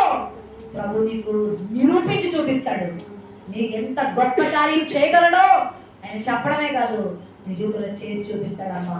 ప్రేమ నమ్మకం కలిగి మాట్లాడండి. నువ్వు మాకుండగా నేను దేనికి భయపడాల్సిన అవసరం లేదు, ఏ శత్రువుకి భయపడాల్సిన అవసరం లేదు, మమ్మల్ని భయపెట్టే అపవాదికి నేను జడవలసిన అవసరం లేదు. ప్రభువా, ప్రతి స్త్రీ ఇక్కడ నిన్నే ఆశ్రయించే స్త్రీగా చేయి, నిన్ను గట్టిగా పట్టుకునే స్త్రీగా చేయి, నిన్ను హత్తుకునే స్త్రీగా చేయి. కుటుంబ సమస్యలైనా, వ్యక్తిగత సమస్యలైనా, అనారోగ్యాలైనా, శరీరంలో ఆయా రకాల బాధలైనా, పిల్లల్ని బట్టైనా, మరి మనుషులు బట్టైనా, ఏ నమ్మక ద్రోహాలు చేయబడినా, ఏ బాధాకరమైన పరిస్థితులు తలెత్తినా, నువ్వు ఉన్నావన్న ధైర్యంతో నీతిమంతుడు ఆయనలోనికి పరిగెత్తి సురక్షితంగా ఉండడానికి సెలవిచ్చాం. యెహోవా నామం బలమైన దుర్గం, దానిలో పరిగెత్తుతాడని చెప్పాం. మేము నీ దగ్గర పరిగెత్తుకొని వచ్చి విజయం పొందుదుము గాక. లోబడే స్త్రీలంగా, పరిశుద్ధ కలిగిన స్త్రీలంగా ఉండి సమాజానికి మేలుకరంగా రానున్న తరాలకు ధన్యురాలుగా మేము అందరం ఉందుము గాక. మరి ప్రాంతంలో పరిచయం చేస్తున్న బ్యూలాగాన్ని బట్టి వందన, విడిగించిన బాణాన్ని బట్టి నీకు వందన, తనకు సహకరిస్తున్న సహోదరులు బట్టి, ఆ సిస్టర్స్ బట్టి, ఫ్యామిలీస్ అందరిని బట్టి వందన. ఇంకా ఈ పరిచయం అభివృద్ధి చేసి రానున్న రోజుల్లో నీ దాసురాలను వాడుకొని అనేక మంది స్త్రీలు ఇక్కడ ఆదరించబడుదురు గాక, అనేక మంది స్త్రీలు రక్షణ పొందుదురు గాక, అనేక మంది స్త్రీలు నరకము నుండి దారి మళ్లించి పరలోకానికి దారి పట్టుదురు గాక. జీవముతో నింపబడే స్థలముగా స్థలాన్ని వాడుకోమని యేసు నామములో ప్రార్థించి వేడుకొంచున్నాం తండ్రి. ఆమేన్. Thank you so much. God bless you all. Thanks for this opportunity. Thank you, sister. Thank you. నాకేం మాట్లాడాలో తెలియదు, దేవుడు నాతో కూడా మాట్లాడాడు. దీన మనసు కలిగి జీవించాలా, దేవునికి లోబడి జీవించాలి. ఎటువంటి నిందలు అవమానాలు వచ్చినా కూడా దేవుని కొరకు జీవించాలని దేవుడు నాతో మాట్లాడాడు. మీ అందరితో కూడా మాట్లాడాను. వండర్ఫుల్. పరిశుద్ధంగా జీవిస్తున్నాను, లోబడి జీవించాలా. ప్రతి కష్టంలో ప్రతిదీ నాకు కొన్ని సంవత్సరాల నుంచి ఐఎమ్ ఫేసింగ్ స్పిరిచువల్ వార్ఫేర్ అని నాకు ఫేస్ చేస్తూ ఉన్నాను. బట్ దేవుడు దాని మీద తప్పక విజయం దయచేస్తాడు. 90% దేవుడు మిగతాను కూడా ఇస్తాడు. ఐఎమ్ ఫేసింగ్, బట్ ప్రార్థనలో ఎక్కువ గడుపుతున్నాను, బట్ సాతాను ఎక్కువగా శోధిస్తుంది. నా కొరకు ప్రేయర్ చేయండి, నా కుటుంబం కొరకు ప్రార్థించండి.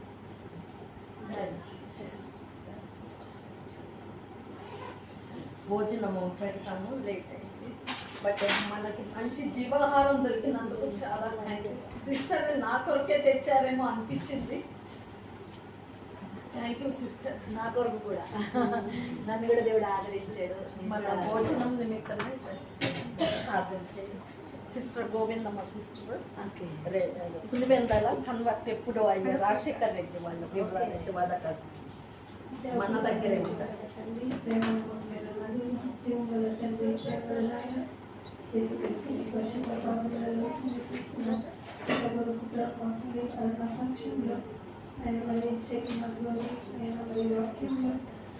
పాటలలో అన్ని విషయాలలో నడిపించినందుకు చెల్లిస్తున్నాం తండ్రి. ఇలా చేస్తున్న అంటే కొంత మీరు ఆశీర్వదించమని పెట్టుకుంటున్నాం. బిడ్డల భారాన్ని బట్టి నీకు ఏమైనా చెల్లిస్తున్నాం. ప్రకారంగా ప్రభు ఈ ఆహారాన్ని మీ కృపలో సమర్పిస్తున్నాం ప్రభు.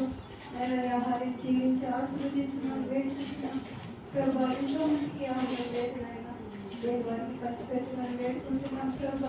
మరి ఆహారాన్ని పూజిస్తుండగా మాకు కావాల్సిన శక్తిని బరువును తెచ్చుకున్నాం వేడుకుంటున్నాం తండ్రి. నీకే ఉన్న స్థితిలో చెల్లించు మమ్మల్ని మేము తగ్గించుకొని నీ ఘనమైన నామాన్ని తెచ్చించే కృప మాకు ఇచ్చినందుకు యేసుక్రీస్తు పరిశుద్ధ నామమున స్తుతించి పూజించి ప్రార్థించి అడిగి వేడుకుంటున్నాము తండ్రి. ఆమేన్. ప్రైజ్ ద లార్డ్ అందరికీ. నాది లాస్ట్ మినిట్ చెప్పినా కూడా అందరు కూడా మీరందరూ కూడా మరి వచ్చినందుకు ఆత్మీయంగా మీరందరూ కూడా బల పొందారని నా ఆశ. త్వరలోనే సండే స్కూల్ స్టార్ట్ చేయాలనుంది. సాతాను అడ్డగిస్తూ ఉన్నాడు. ఇంట్లో సినిమాలు అనేవి ఏమి కూడా ఉండవద్దు, అది అబ్జెక్ట్ చేస్తూ ఉన్నాను. దాని మీద నాకు చాలా వార్ఫేర్ జరుగుతూ ఉన్నది. నా కొరకు బాగా ప్రార్థించండి.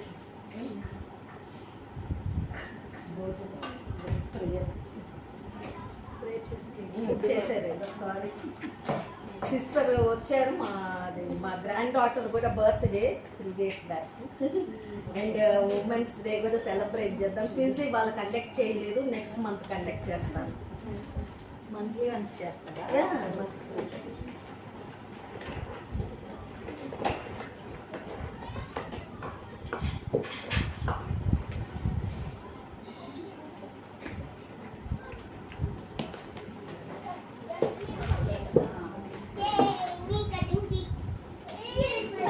All children come. All children.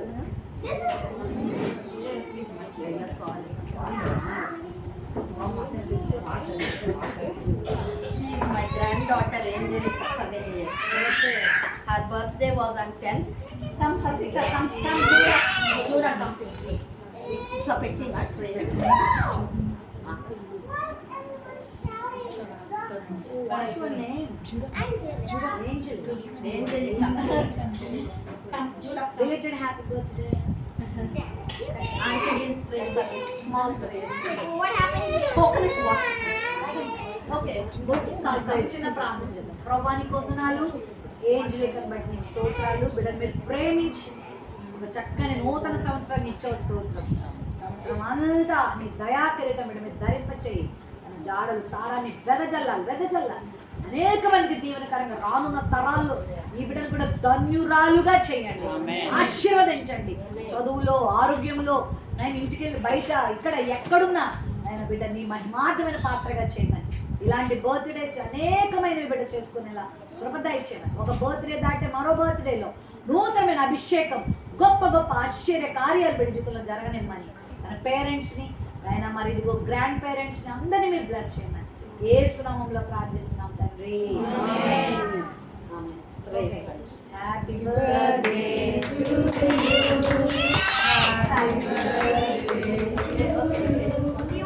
Happy birthday to dear Angelica. Happy birthday to you. May God bless you. May God bless you.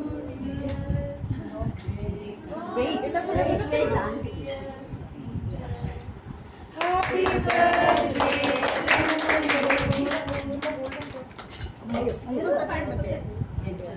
Babu. Okay. He's eating. I guess he loves the cake. Yeah. Jevin loves the cake. Judah. Hassan. I literally, I only choose. Sorry. Judah is your brother? No, my friend. Pastor మా సువార్తమ్మ గారు ఇక్కడ చిత్రపూరి కాలనీలో pastor అమ్మాయిగా చేస్తారు. వాళ్ళందరూ తను pastor Mathews HVM church. యాక్చువల్గా today Esther Rani sister actually 3 years she is with me actually. HVM church K Paul వాళ్ళ sister. She is my good friend. Today is her birthday actually. We should always pray for her also. Actually, she is in Vizag. Today they are celebrating her 61st birthday. Last year, Paul Dinakaran came for her birthday. Okay. She is my good friend, my son and daughter-in-law. She is my daughter-in-law. Okay. They go to HVM church here only, very 5 minutes. Okay. Today she is in Vizag. Harsha is her daughter. Varsha is her daughter-in-law. Matthew Samuel pastor. Her husband is pastor. Estelle Rani is Stephen Murphy. Stephen's Murphy. Okay, we met Stephen. Yes. They are like family. Actually, we are very close. Wife and husband వచ్చారు. Akshita and చెప్పాడు తను ఇక్కడే ఉన్నాను. we will serve her. Sorry, today late in the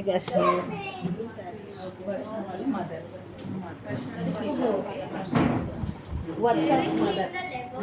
అందరూ ఒకసారి మీరు సిస్టర్ని కదా నేను పెట్టేద్దా ఒక పిక్చర్ కూడా నార్మల్గా పోస్ట్ చేస్తాము లాస్ట్లో ఒక పిక్చర్ కూడా తీసుకుంటాము